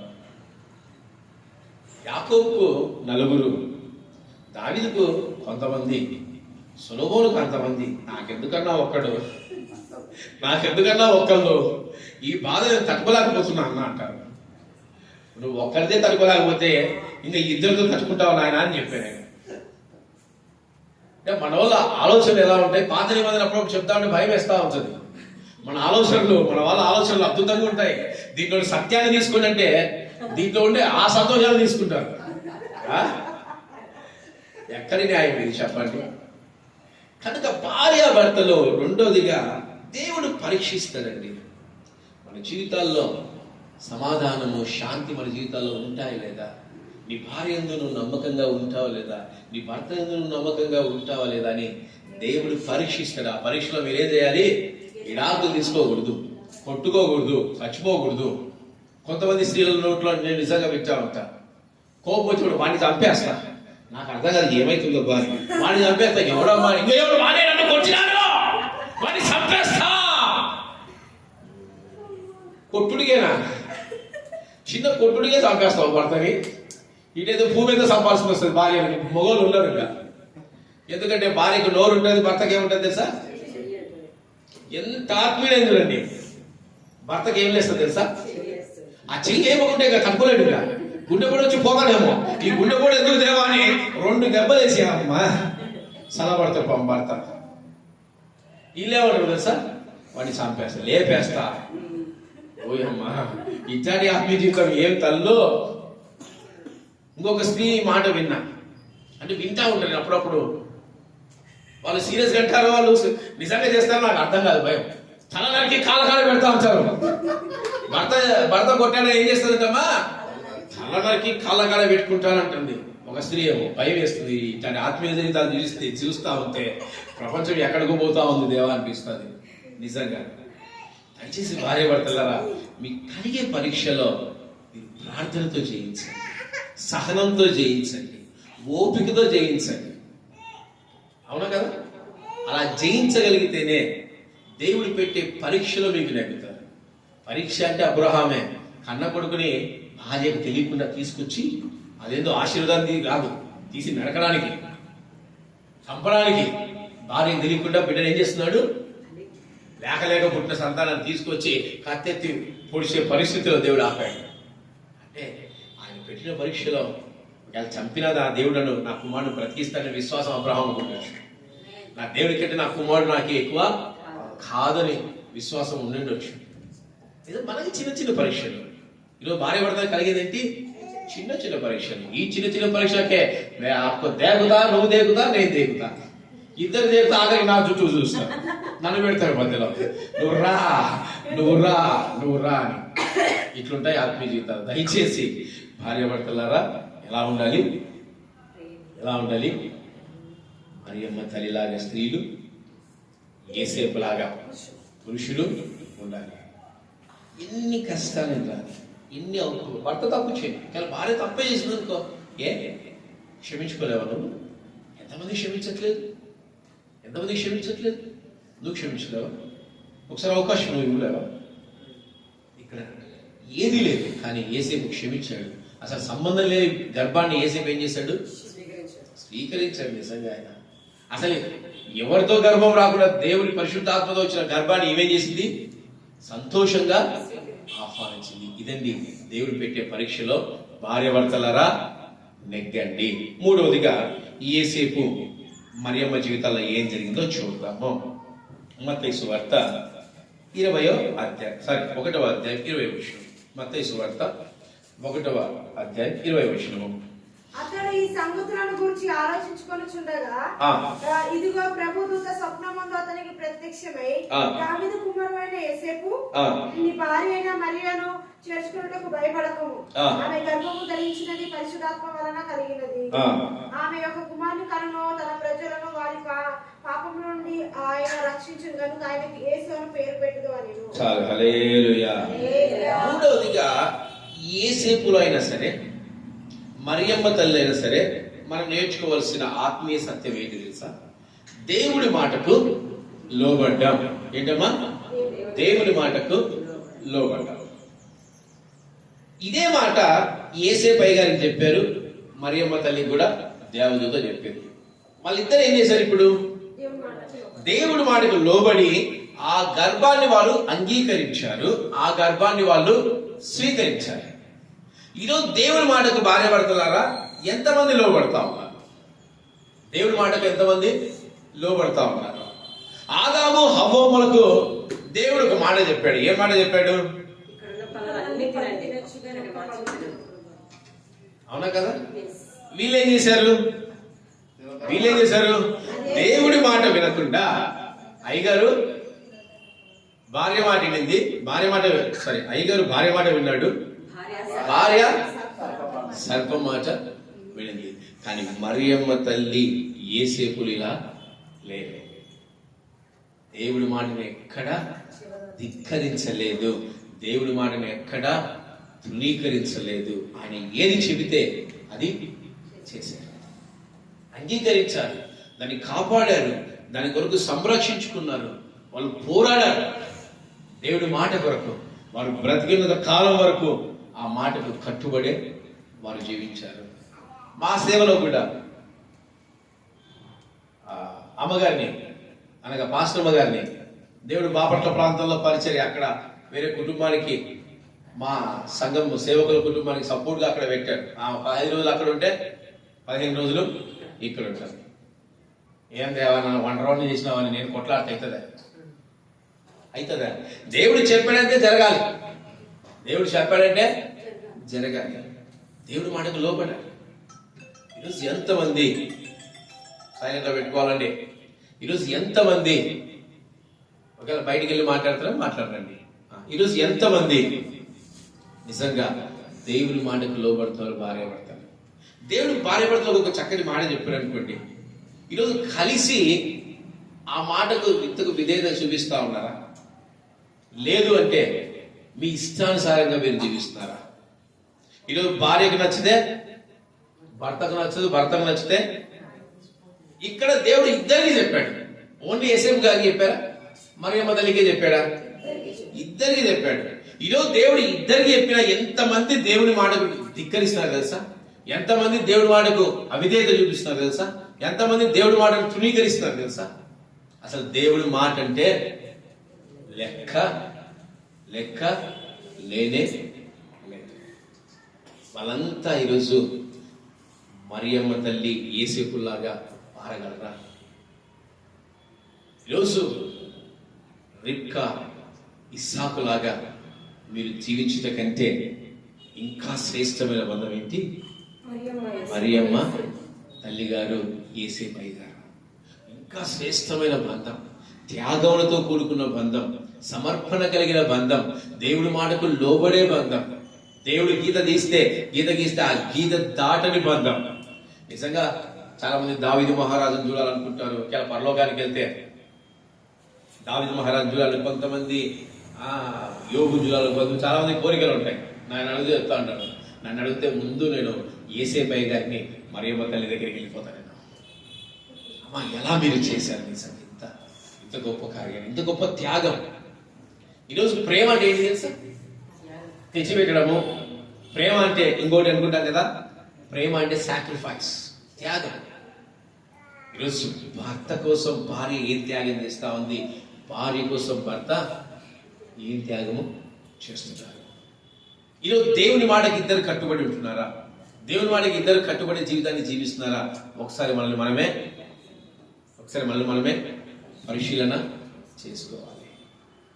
ఈరోజు ఇద్దరిది ఒకే మాట కావాలి. పర్సనల్గా ఆమె దేవుని మాటకు లోబడింది, పర్సనల్గా యేసేపు గారు దేవుని మాటకు లోబడ్డారు. నిజంగా ఎటువంటి ఆత్మీయ జీవితం! ఈరోజు భార్య భర్తలారా, ఇలాంటి జీవితం నిజంగా మీ జీవితాల్లో ఉందా? ఇలాంటి బంధం నిజంగా మీ జీవితాల్లో ఉందా? ఇలాంటి నడవడిక నిజంగా మీ జీవితాల్లో ఉందా? ఒకసారి మిమ్మల్ని మీరే జ్ఞాపకము చేసుకోండి. నాలుగవదిగా అపోస్తల కార్యాలు 18వ అధ్యాయము 1వ వచనం. అపోస్తల కార్యాలు 18వ పౌలు ఎఫెసు నుండి బయలుదేరి కొరింథుకు వచ్చి పొంతు వంశీయుడైన అకుల అను ఒక యూదుని అతని భార్య అయిన ప్రిస్కిల్లను కనుగొని వారి యొద్దకు వెళ్ళెను. చాలు, హల్లెలూయా.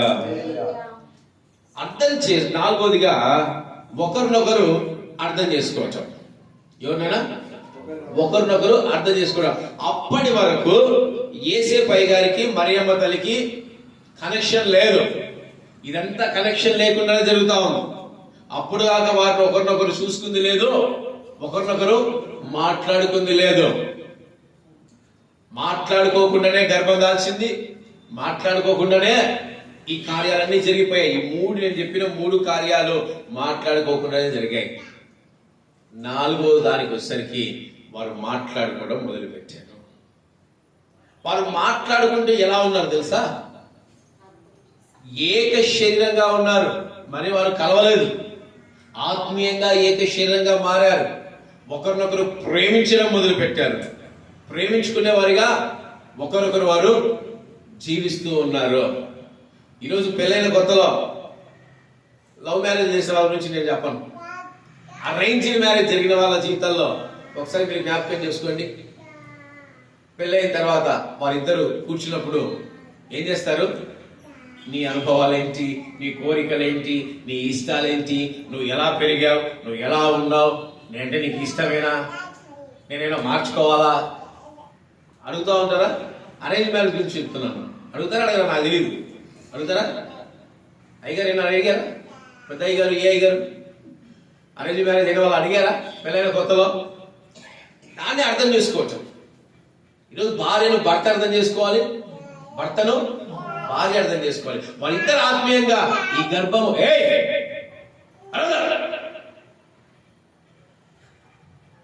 ఈరోజు వాళ్ళిద్దరు వారిని ఒకరినొకరు అర్థం చేసుకున్నారు.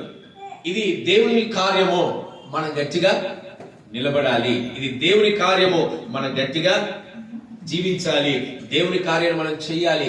అర్థం చేసుకునే మనస్తత్వం ఈరోజు భార్య భర్తలకు ఎంతమందికి అర్థం చేసుకునే మనస్తత్వం ఉంది?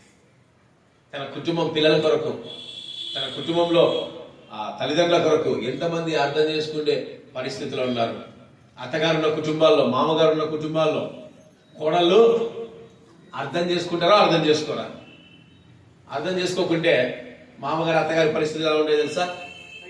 చాలా ఓల్డేజ్ హోమ్. నువ్వు పంపించవమ్మా, సంతోషం. ఓల్డేజ్ హోమ్ అంట పంపిస్తావేదమ్మా, లేదులే అంటే ఏంటి?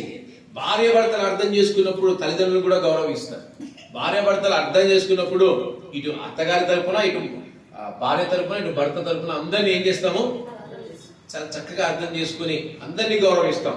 భర్త తరపున వస్తే భార్య అష్టావంకర మూతి పెట్టుకుంది అనుకోండి, భార్య తరపున వస్తే భర్త ఎందుకు వచ్చినారు గది లేదా అన్నారు అనుకోండి, పరిస్థితి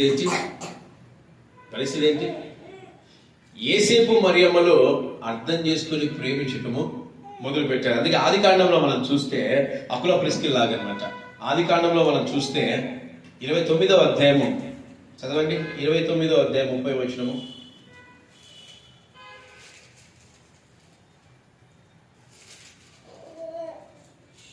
యాకోబు రాహేలు కూడెను, మరియు అతడు లేయ కంటే రాహేలు బహు ప్రేమించి అతనికి మరి 7 ఏళ్ళు కొలువు చేసేను.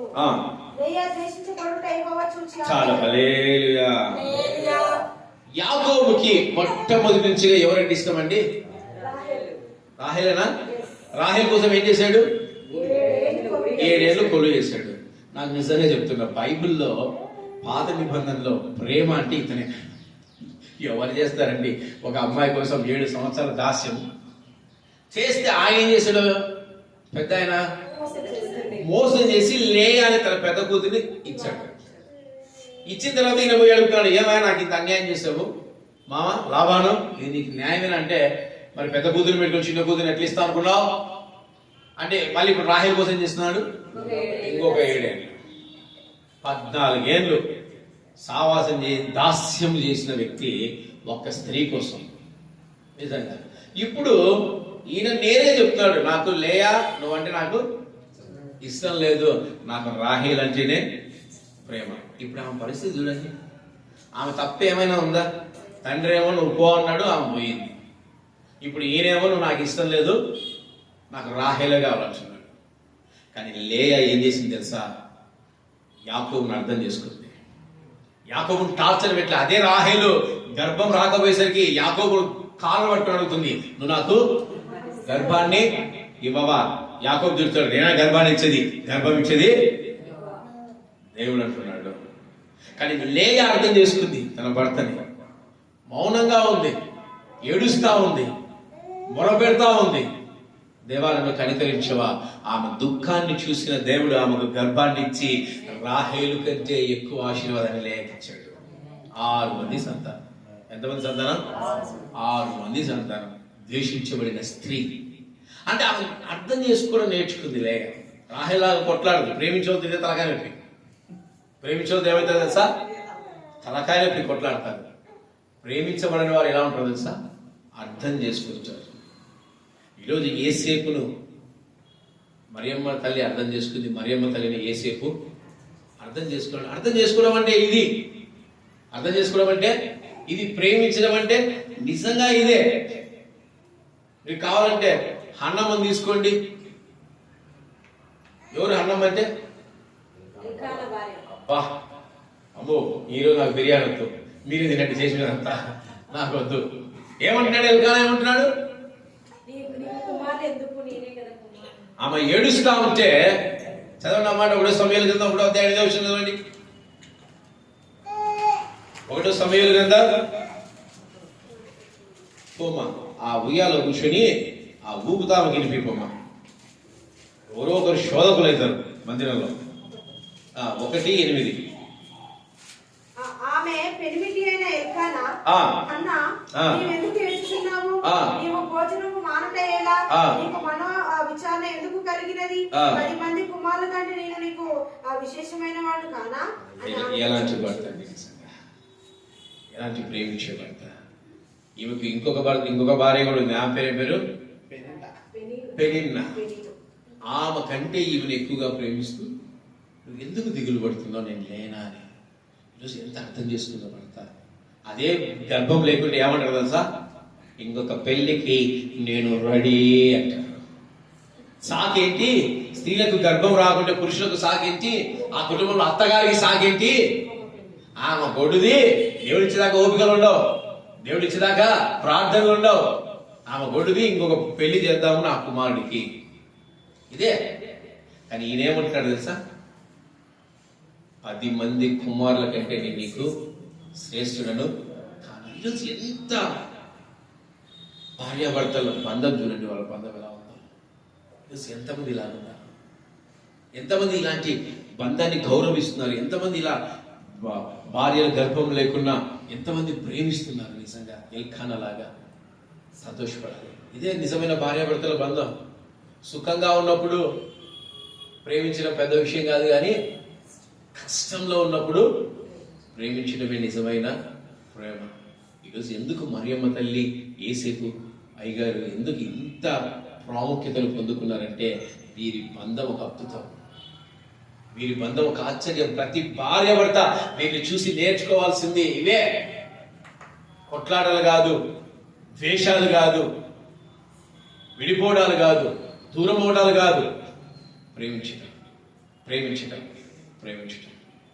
ఇంకా ప్రేమిస్తాడు, ఇంకా ప్రేమిస్తాడు, ఇంకా ప్రేమిస్తాడు. నిజంగా యేసేపు అయ్యగారు ఎంత ఆత్మీయుడంటే ఈరోజు పురుషులు ఆయనలాగా ఉండాలి. మరియమ్మ తల్లి ఎంత ఆత్మీయురాలంటే ఈరోజు స్త్రీలు ఆమెలాగా ఉండాలి.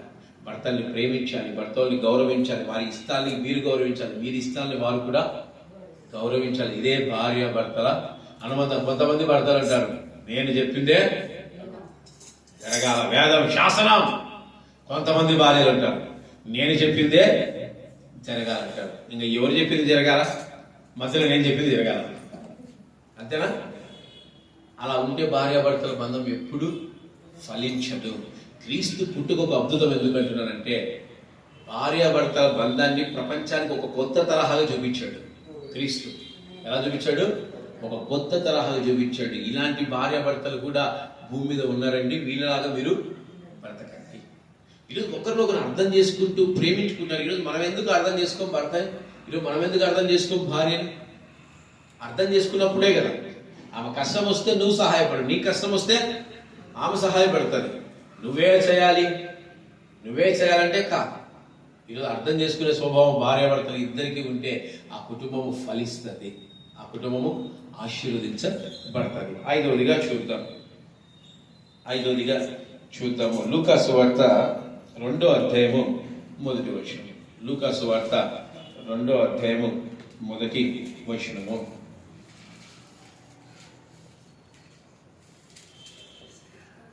ఆ దినములలో సర్వలోకమునకు ప్రజాసంఖ్య రాయవలనని కైసరు ఔగస్తు వలన ఆజ్ఞ ఆయను. చాలు, హల్లెలూయా. నువ్వు కష్టపడుతున్నావమ్మా, అందుకు వద్దని చెప్పాను. నేను చెబుతా 5వ వచనం నుంచి. యేసేపు దావీదు వంశము గోత్రములో పుట్టినవాడు గనుక తనకు భార్యగా ప్రదానము చేయబడి గర్భవతి యుండిన మరియతో కూడా ఆ సంఖ్యలో రాయబడ్డకు గలియలను నజరేతు నుండి యూదాలను బెత్లెహేం అనే దావీదు ఊరికి వచ్చాను. వీళ్ళిద్దరు ఎలాంటి వాళ్ళంట? దేవుని కార్యాల కోసం కష్టపడేవాళ్ళు. 5వదిగా ఏంటి? దేవుని కార్యం కోసం కష్టపడేవాళ్ళు. నిజంగా కష్టపడాలి. ఇప్పుడు మనం బాపట్లలో మీటింగ్ అన్నాం. బ్రదర్ ఏమన్నాడు? రాత్రి వెళ్ళి బ్రదర్ని దర్శిస్తే, నేను వస్తా పన్నా, నేనున్నా కదా, ఎక్కడికైనా వస్తా. అట్టటోళ్ళు ఒకళ్ళు చాలు, అట్లాటోళ్ళు ఒక్కళ్ళు చాలు. అంటే దేవుని కార్యం కోసం కష్టపడాలి. ఈరోజు మనము యేసేపు మరియమ్మ దేవుని కార్యం కోసం కష్టపడుతున్నారు. నజరేతులో ఉంటే సరిపోదా? మళ్ళీ అక్కడికి వచ్చారు వాళ్ళు, బెత్లెహేంలోనికి వచ్చారు. అసలు బెత్లెహేమే ఎందుకు? యేసయ్య జన్మించడానికి కారణం చెప్పండి. ఎంతమందికి తెలుసు ఈ సత్యం? చూద్దాం. Centre place. బ్రదర్ ఆన్సర్స్ అద్భుతం ఉంటాయి. కాదు, అది దేవుడు ఇచ్చిన ప్రవచనం. మీకా గ్రంథంలో ఆ ప్రవచనం ఉంటుంది. బెత్లెహేమా ఎఫ్రాతా, నీవు యూదాలో అల్పమైన దానవు కాదని మీకా గ్రంథము 5వ అధ్యాయం 2వ వచనంలో ప్రవక్త పలికిన మాటలు. అంటే ప్రవక్త ద్వారా, మీకా ప్రవక్త ద్వారా దేవుడు పలికించాడు.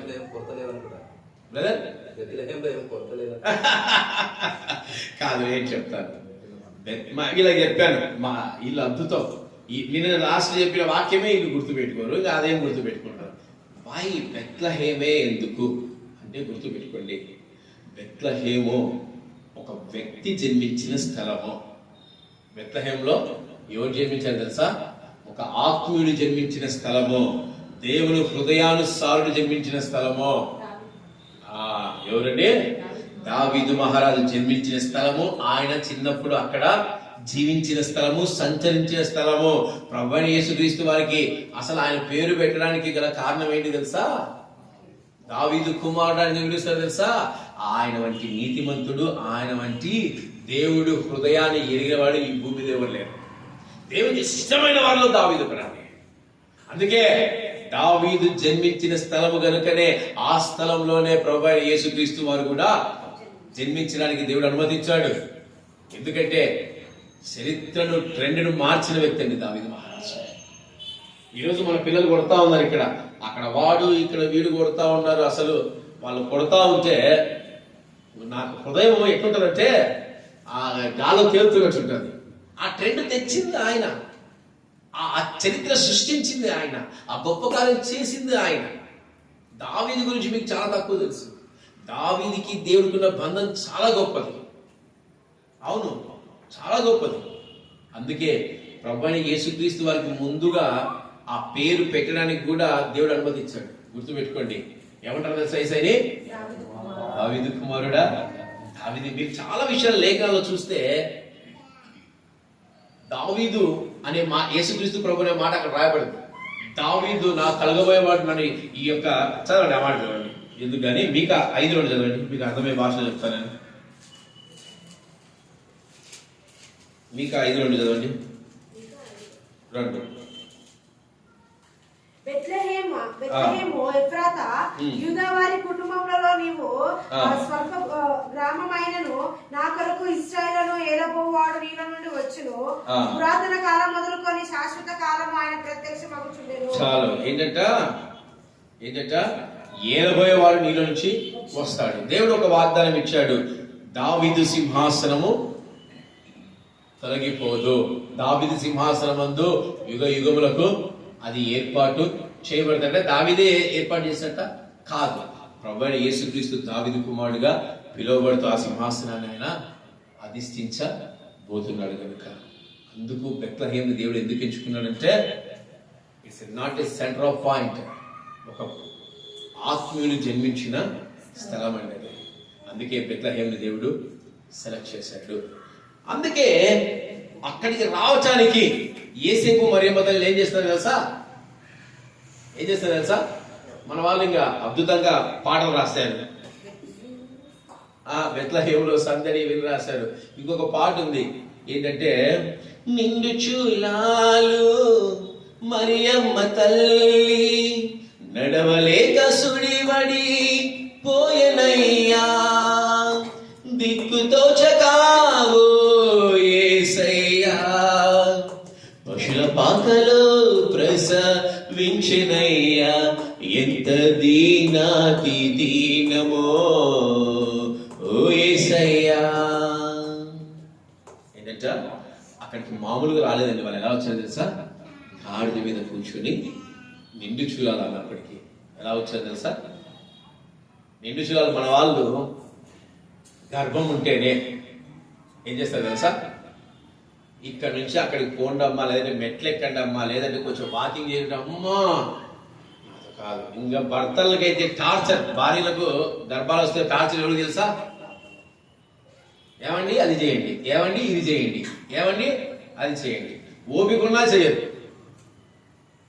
అలాంటి వ్యక్తి నిండు చూలాలుగా ఉండి గాడిద మీద కూర్చొని వస్తా ఉందంటే దేవుని సేవ పట్ల, దేవుని కార్యాల పట్ల ఎంత శ్రద్ధ ఉంది, ఎంత శ్రద్ధ ఉంది ఆలోచించండి. ఇద్దరికి శ్రద్ధ ఉంది. ఒకడికేనా వెళ్దామా అంటే మరియమ్మ తల్లి రానంటే ఏమైంది? నజరేతులో ఉండేవాళ్ళు, అవునా కదా? ఆమె ఒప్పుకుంది, ఈయన ఒప్పుకున్నాడు. ఇదే భార్యాభర్తల బంధం అంటే. కొన్ని పరిచర్యలకు రండమ్మ పరిచర్యలకు పోదామంటే నేను రానని స్త్రీ అంటాడు, పురుషుడు నేను పోదామంటాడు. సరే స్త్రీ వస్తుందంటే పురుషుడు వద్దంటాడు. ఈరోజు ఎంతమంది భార్యాభర్తలు ఇలా ఉన్నారు తెలుసా? ఈరోజు దేవుని సేవ కొరకు మీరేం చేస్తున్నారు? దేవుని కార్యాల కోసం యేసేపు మరియమ్మలు కష్టపడుతున్నారు. ఈరోజు మీరేం చేస్తా ఉన్నారు? దేవుని కార్యాల కొరకు, దేవుని సేవ కొరకు మీరేం చేస్తా ఉన్నారు? ఇది ఒక ధన్యతని మర్చిపోద్దండి, అదొక ఆశీర్వాదం మర్చిపోద్దండి. మీ ఫలం ఎక్కడ ఉంటుందంట? ఎక్కడ ఉంటుంది? దేవుని ఎదుట ఉంది మీ ఫలం. మీకు ఫలాన్ని ఇచ్చేవాళ్ళు మనుషులు కాదు. ఎవరి బల? దేవుడి బల. నిజంగా అలాంటి కష్టపడే మనస్తత్వం మన జీవితాల్లోకి రావాలి. వస్తుందా? దేవుడి కార్యాల కోసం కష్టపడతారా? భార్య భర్తలు కష్టపడతారా? ఆలోచించండి. ఆరోదిగా చూద్దాం. ఆరోదిగా మాట ఇచ్చిన తొందర ముగిస్తాని, టైం అయితే వెళ్తా ఉంది. ఆరోదిగా లూకాసు వార్త 2వ అధ్యాయం 21వ వచనం. లూకాసు వార్త 2వ అధ్యాయం 21వ వచనం.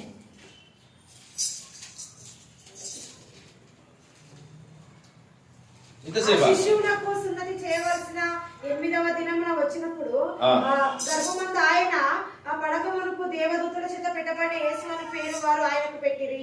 హల్లెలూయా. యేసేపు మరియమ్మలు ఏం చేస్తున్నారంట? ఆరోదిగా ఏం చేస్తారంట? సున్నతి ఎవరు చేపిమన్నారు? సున్నతి ఎవరు చేపిమన్నారు? దేవుడే చేపిమన్నాడు. అంటే ఈ భార్య భర్తలు ఎలా ఉన్నారంట? ధర్మశాస్త్రాన్ని అనుసరించే వారిగా ఉన్నారు. ఎలా ఉన్నారు? కావాలంటే పేజీ తిప్పండి. పేజీ తిప్పి ఇక్కడ చూడండి, 39వ వచనం చదవండి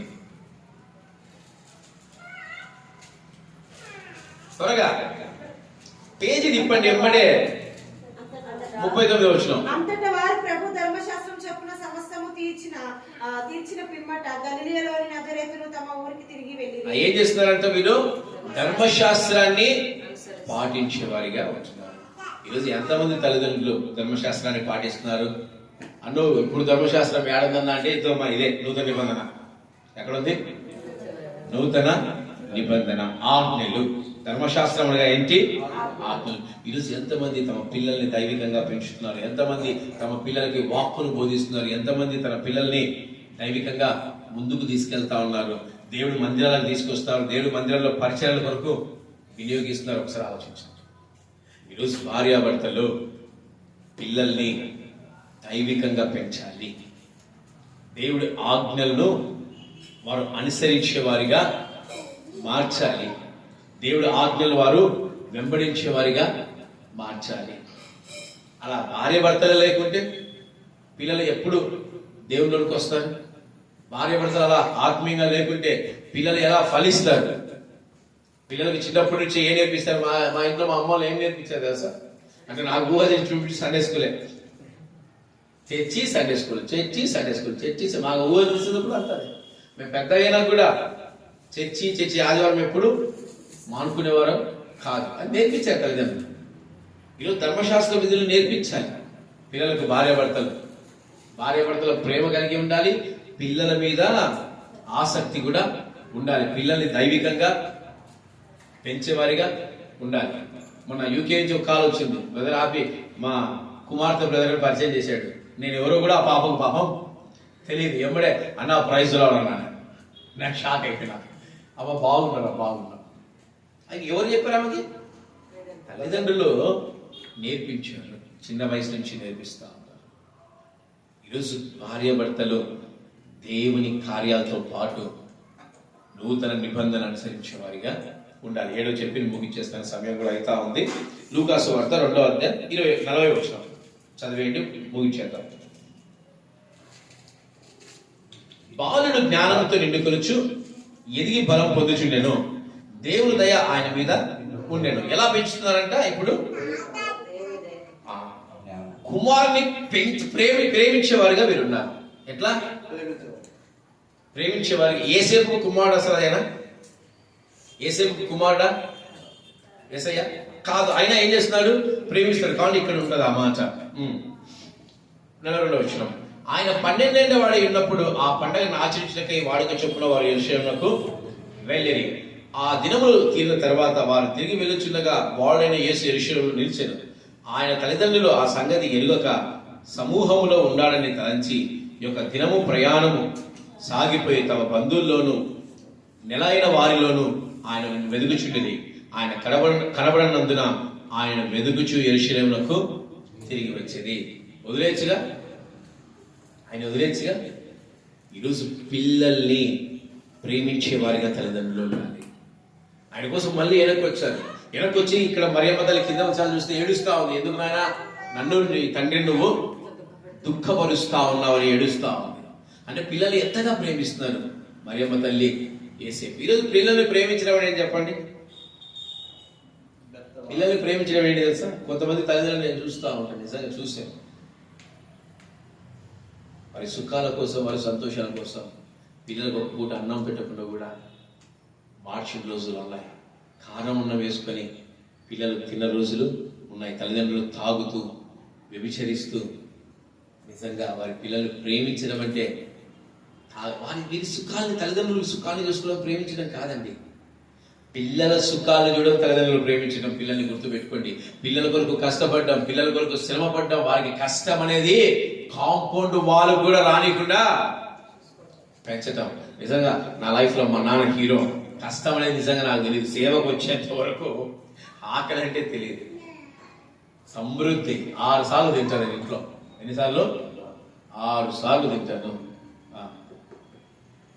తల్లిదండ్రులు పిల్లల్ని ప్రేమించడం అంటే ఏంటి? కష్టం అనేది పిల్లలకు ఇవ్వకూడదు. వీళ్ళు త్రాగుడులకు బానిసైపోయి, వ్యభిచారాలకు బానిసై, లోక ఆశలకు, లోక కోరికలకు కొంతమంది పిల్లల్ని చూస్తాం, తల్లిదండ్రులు చూస్తాం, ప్యాకెట్లకు లోబడిపోతారు. వచ్చిన డబ్బులంతా ప్యాకెట్లో తగలేస్తూ ఉంటారు. పిల్లలేమో కడుపులు కాలుతూ ఉంటాయి, సంతోషం ఉండదు. దీన్ని పిల్లల్ని ప్రేమించడం అంటారా? ఆలోచించండి. పిల్లల్ని ప్రేమించడం అంటే ఏంటి? పిల్లలు ప్రేమించడం అంటే ఏంటి? వారి సుఖాలని చంపుకొని వారి పిల్లలకు సంతోషాన్ని ఇవ్వటమే పిల్లల్ని ప్రేమించడం. మరియమ్మ తల్లి యేసేపు అదే చేశారు. వారి సుఖాలని చంపుకొని యేసేకి ఏది కుదవలేకుండా వారు ఉంచున్నారు. ఈరోజు భార్యాభర్తల అనుబంధం ఎలా ఉండాలి? మన పిల్లలకి ఏం చేయాలి? వారిని ఎలా పోషించాలి? వారికి ఎలా కష్టం రాకుండా చూడాలి? వారిని దైవికంగా ఎలా పెంచాలి? వారికి ఎలాంటి బోధలు ఇవ్వాలి? ఒకవేళ తప్పులు చేస్తే వారిని ఎలా క్షమించాలి? ఎలా దగ్గర తీసుకోవాలి? పిల్లలు తప్పులు చేయకుండా ఉంటారా? యవనస్తులు తప్పక, యెషయా గ్రంథంలో చెప్పాడు కదా దేవుడు, యవనస్తులు తప్పక తొట్టిల్లుతారు, అయినా కూడా యెహోవా వారిని నిలబెట్టగలడు. ఈరోజు తల్లిదండ్రులు ఎలా ఉండాలి తెలుసా? పిల్లలు తప్పు చేసినా ఆ పిల్లలు తల్లిదండ్రుల వైపు చూసి నాన్న నేను తప్పు చేశాను వచ్చి మనకి చెప్పేంతగా మనం వారిని ప్రేమించాలి. అమ్మో నేను ఈ పాపం చేసి ఈ తప్పు చేశాను, మా నాన్నకు మా అమ్మకు తెలిస్తే నన్ను చంపేస్తారని అక్కడి నుంచి వెళ్ళిపోయే వారిగా వారు ఉండకూడదు.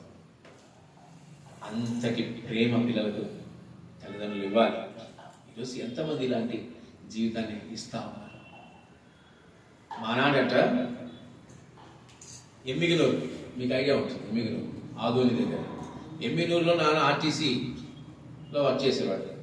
దొనకొండ, నంద్యాల దాటిపోయి, గిద్దలూరు దాటిపోయి, మార్కాపురం దాటిపోయి దొనకొండ, ఐడియా ఉంది కదా? దొనకొండ రైల్వే దొనకొండ అంటారు. మా అమ్మ వాళ్ళ పుట్టిల్లు అది. నాన్న శనివారం వస్తే నైట్ బస్సులో డ్యూటీ చేసి బస్సులో వచ్చి మా అన్న పుట్టినప్పుడు ఆయనతో ఒక రోజు గడిపి మళ్ళీ నైట్ బయలుదేరి మళ్ళీ ఎమ్మిగనూరు వెళ్ళిపోయాడు. మా అమ్మ చెప్తుండే, మీ నాన్న మీకోసము, మీ నాన్నకి మీరంటే అంత ప్రేమరా అట్లా వచ్చేవాడని చెప్పేసి. నిజంగా కష్టం అనేది నాన్న రాకుండా పెంచాడు.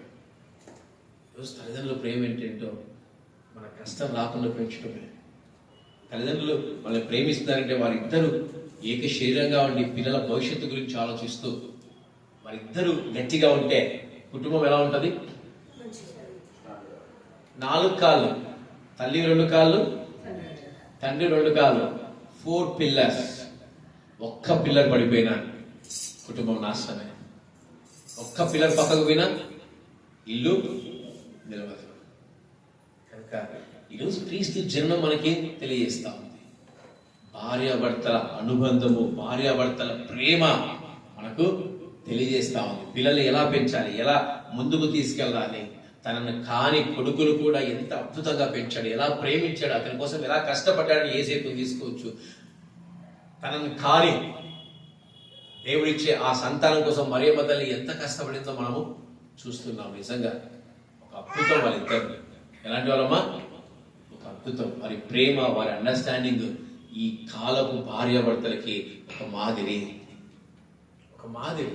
ఈరోజు మరియమ్మ తల్లి గురించి, యేసేపయ్య గురించి మనం చాలా ఈజీగా మాట్లాడేసి తీయేస్తూ ఉంటాం. లేదు, అసలు వాటిలో ఎన్ని గుడ్ క్వాలిటీస్ ఉన్నాయి, ఎంతగా వాళ్ళు మనకు మాదిరికరంగా ఉన్నారు, ఎంతగా క్రీస్తు యొక్క కార్యాన్ని చేశారు అనేది ఇప్పటికీ మనకు ఒక ఆశ్చర్యమే.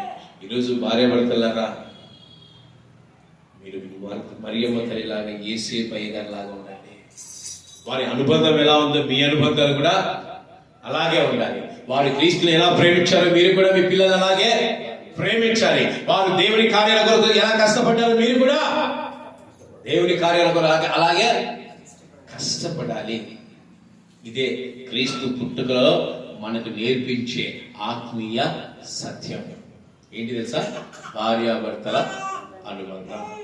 ఈరోజు మరి ఎంతమంది భార్యాభర్తలు యేసేపు అయ్యగారి లాగా మరియమ్మ తల్లి లాగా నాకు తెలియదు, కానీ ఒకవేళ మీరు అలాగా లేకుంటే ఈ రోజు నుంచి ఉండడం ప్రారంభించండి. ఈ రోజు నుంచి ఉండడము ప్రారంభించండి. ఈరోజు నీ భార్యను ప్రేమించే వ్యక్తిగా, ఈరోజు నీ భర్తను ప్రేమించే వ్యక్తిగా నీవు మారు. ఇద్దరు కలిసి ప్రేమగా మాట్లాడుకోండి, అర్థం చేసుకోండి. సంసారాన్ని బ్రతుకు జట్కాబండి రోడ్డు మీద పడేయకుండా ఇంట్లో పెట్టుకోండి. అప్పుడే భార్యాభర్తల బంధం గట్టిగా నిలుస్తుంది. ఈ ప్రపంచానికి మూలం ఏంటి తెలుసా? ఈ ప్రపంచానికి, ఈ భూమికి మూలం ఏంటి తెలుసా? భార్యాభర్తల బంధమే. వాళ్ళు లేకుంటే జనాభా లేదు. జనాభా లేకుంటే దేవుడి కార్యం జరగదు. కనుక దే ఆర్ పిల్లర్స్. భార్యాభర్తలు లాంటి వాళ్ళు పిల్లర్స్, భూమిని అభివృద్ధి పరచువారు. అందుకే ఆదికాండం 1వ అధ్యాయంలో సమస్తాన్ని నీకు ఇస్తున్నాను ఏలన్నాడు దేవుడు. ఆదాము హవ్వతో ఏమన్నాడు తెలుసా? సమస్తాంపై నీకు అధికారం ఇస్తున్నా, నువ్వు ఏలంటే వీళ్ళిద్దరు కోరుకున్నారు. క్రీస్తు మరలా మనకు అదే అధికారం ఇస్తున్నాడు. ఈరోజు మా ఎవరిలాగా? మరియమ్మ తల్లిలాగా, యేసేపు అయ్యలాగా ప్రతి ఒక్కరు ఉండాలి. అందరూ బుక్కులు మోయండి, బైబిల్ మోయండి. ఇంకా చూద్దాం ఒకసారి ఏం విన్నారో.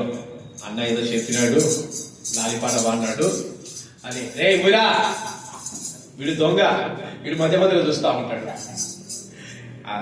హల్లెలూయా. ఈరోజు వాక్య అంశం ఏంటి? అబ్బా, సిస్టర్ రెడీగా ఉంది. ఇక అన్న నా వైపు చూస్తాడు. భార్య, నీకు టైం ఉంది లాగు. భార్యాభర్తల అనుబంధం. ఎవరు భార్యాభర్తల గురించి మనం మాట్లాడుకున్నాం? యోసేపు అయ్యగారు, మరియమ్మ తల్లి. వారి భార్యాభర్తల అనుబంధంలో మొట్టమొదటి ఏం జరిగింది? ఏర్పరచబడ్డారు. ఎవరి ద్వారా? దేవుని ద్వారా వాళ్ళు ఏర్పాటు చేయబడ్డారు. ఎందుకు ఏర్పాటు చేయబడ్డారు? భార్యాభర్తలు ఉండడానికే. మనం అనుకుంటాం భార్యాభర్తలు అంటే ఫారిన్ కంట్రీస్ లో ఇలాంటి కల్చర్ ఉందండి. భార్యాభర్తలు అంటే ఏంటి? It's agreement. 1 year 2 years అయిపోయింది. నువ్వు కాదు ఇంకొకడు, ఇతనికి ఇంకొకటి. ఇది కాదు. What the Bible says. యాక్చువల్గా రియల్, నిజంగా చెప్తున్నాను, రియల్ బైబుల్ ని అనుసరించే వాళ్ళు భారతదేశంలో ఎక్కువ ఉన్నారు. ఫారిన్ కంట్రీస్ లో నిజంగా ఉన్నారు. మంచి ప్రేమ. మన సైడ్ ఒకసారి పెళ్లి చేసుకుంటే ఇంకా అంతే, జీవితకాలం అంతే. అదే బైబిల్ చెప్తాం. కానీ ఈ కాలంలో ఎలా ఉన్నారు? నాశనం. ఫారిన్ కంట్రీస్ లో నాశనం చేస్తా ఉన్నారు, కల్చర్ని పాడు చేస్తా ఉన్నారు. కానీ ఎందుకు ఏర్పాటు చేశారు భార్యాభర్తల్ని దేవుడు? భార్యాభర్తలుగా ఉండడానికే. వారి నుంచి వచ్చే సంతానము క్రీస్తుకు మహిమకరంగా ఉంచడానికే. రెండవదిగా పరీక్ష. వంటగది నుంచి చెప్తుంది పరీక్ష. మీరేం చదువు చెప్పట్లా? ఏమరా కాపీ పరీక్ష. ఎలాంటి పరీక్ష? ఆత్మీయ జీవితంలో పరీక్ష. ఏ పరీక్ష రాని, ఏదైనా రాని, ఏం చేయాలి? జయించాలి. నువ్వు క్రైస్తవుడిగా జయించాలి. నువ్వు క్రైస్తవులుగా జయించడం పిల్లలకు నేర్పించాలి. మీ పిల్లలకి ఏ కష్టం వచ్చినా యేసు నీతో ఉంటాడని ధైర్యంగా చెప్పండి. నీకు ఏ కష్టం వచ్చినా మోకరించి ప్రార్థించని ధైర్యంగా చెప్పండి. అదే మనం పిల్లలకి ఇచ్చే గొప్ప ధన్యత. ఆత్మీయ జీవితంలో ఏం చేయాలరా? పరీక్ష వస్తే దాన్ని మనం జయించే వారిగా ఉండాలి. మార్తనే వస్తుంది. మరియమ్మ యేసేపులు జయించారా? జయించారు. మూడవదిగా అమ్మా లోబడుట. ఏంటి? విధేయతలో ఒకటే కానీ ఓకే. లోబడుట. వాళ్ళు లోబడ్డారు. మనం లోబడుతున్నామా? దేవుడి మనకి లోబడుతున్నామా? కొంతమంది ఉన్నారు. నిజంగా నా జీవితాలు కూడా చాలా జరిగాయి.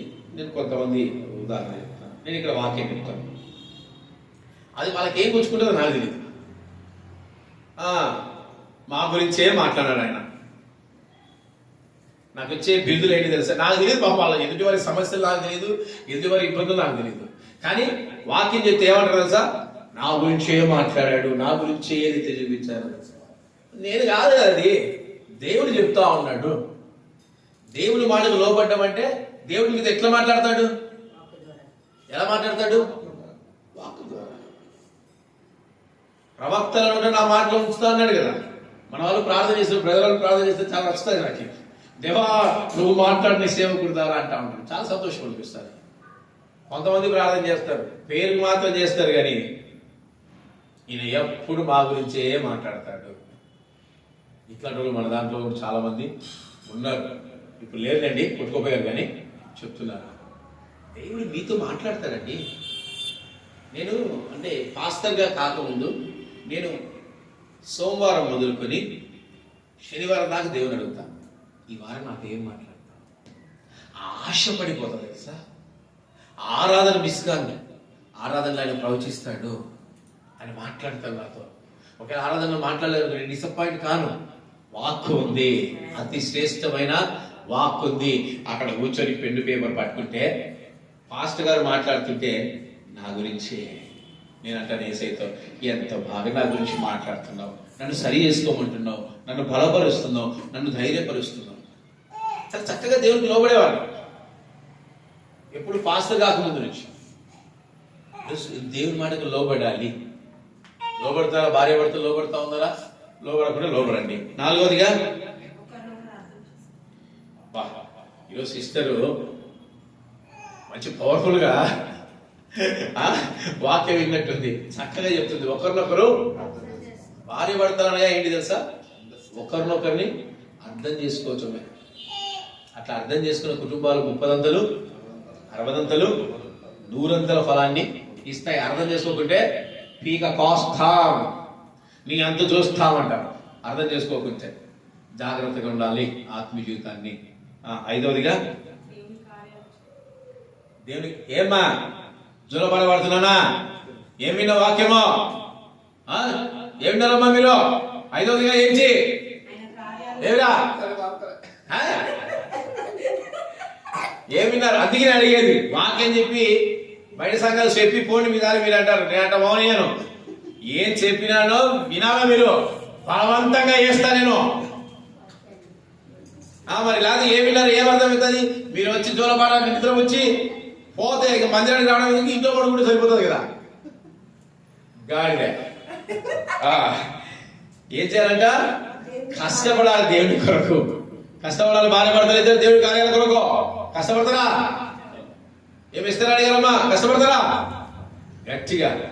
బ్రదర్ చూస్తుంటే ఇంతకుముందు బ్రదర్ వేరు, ఇప్పుడు బ్రదర్ వేరు, అప్పుడు బ్రదర్ వేరు, ఇప్పుడు బ్రదర్ వేరు. మార్పు నొందిన వాడు ఇప్పుడు బటర్ఫ్లై. ఎట్లా ఉన్నాడు? బటర్ఫ్లై. ఈ బ్రదర్ కోసం మేము చాలా ప్రార్థించేవాడు. సిస్టర్ గారు మాకు చెప్పేవాళ్ళు, బ్రదర్ మద్యం సేవించేవాడు, చాలా మారాలనుకున్నా కూడా మారలేకపోతున్నారని. మేము సంఘంలో చాలా ఏడ్చి ప్రార్థించేవాళ్ళం. దేవా, ఎందుకంటే వీడి ఇంకా ఎక్కువ ప్రార్థించేవాడు. వీడి పేరు దానియేలు, ఆయన పేరు దానియేలు అని వీడు గట్టిగా ప్రార్థించేవాడు. దేవా దానియేలు రోజు మార్చండి. ఈరోజు బటర్ఫ్లై కనిపిస్తా ఉన్నాడు. ఎలా కనిపిస్తాడు?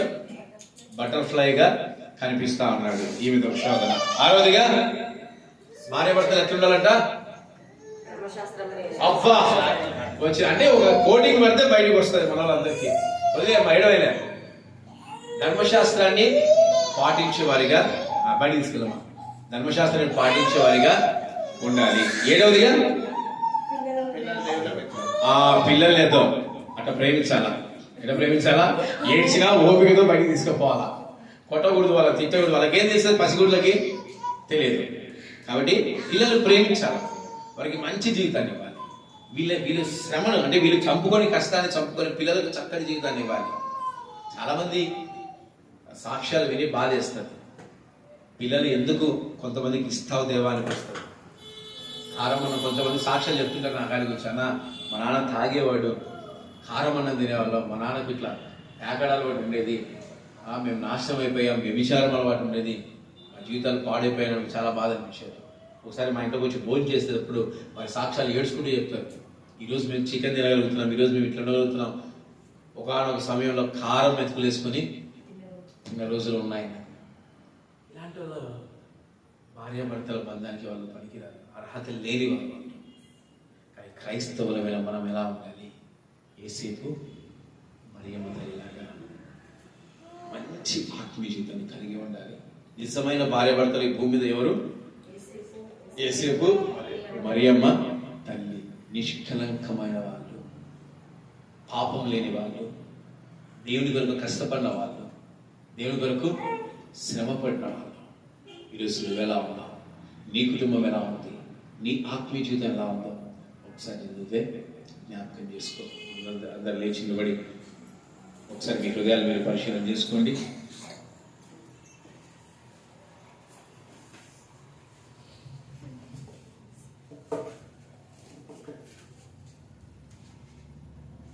అందరు లేచినబడి మీ హృదయాల్ని, దేవా నిజమే నాయన, భార్యాభర్తల బంధాన్ని నాయన నువ్వు ఇంత అద్భుతంగా మరియమ్మ తల్లి యేసేపు ద్వారా మాకు కనపరిచావు నాయన. మేము అలా జీవించాలి దేవా, మేము అలా బ్రతుకుటకు నీ మహాకృపను మాకు దయచేయండి దేవా అని ప్రతి ఒక్కళ్ళు ప్రభువుని అడగండి. మేము కూడా మరియమ్మ యేసేపు వలె జీవించుటకు కృపను చూపించండి దేవా అని అడగండి. మా పిల్లల్ని ప్రేమించే మనసు మాకు దయచేయండి దేవా అని అడగండి.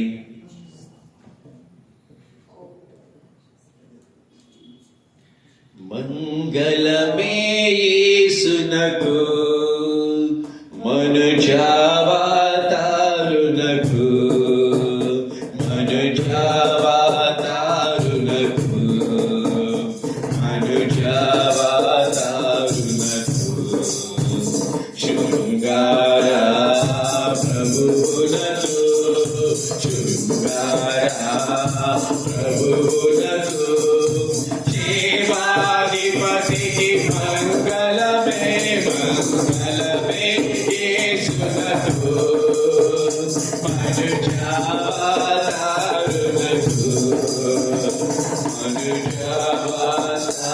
మనుజావతారునకు, మనుజావతారునకు. సమస్త మహిమ ఘనత మన ప్రభువైన యేసుక్రీస్తుకే కలుగును గాక. ఆమేన్.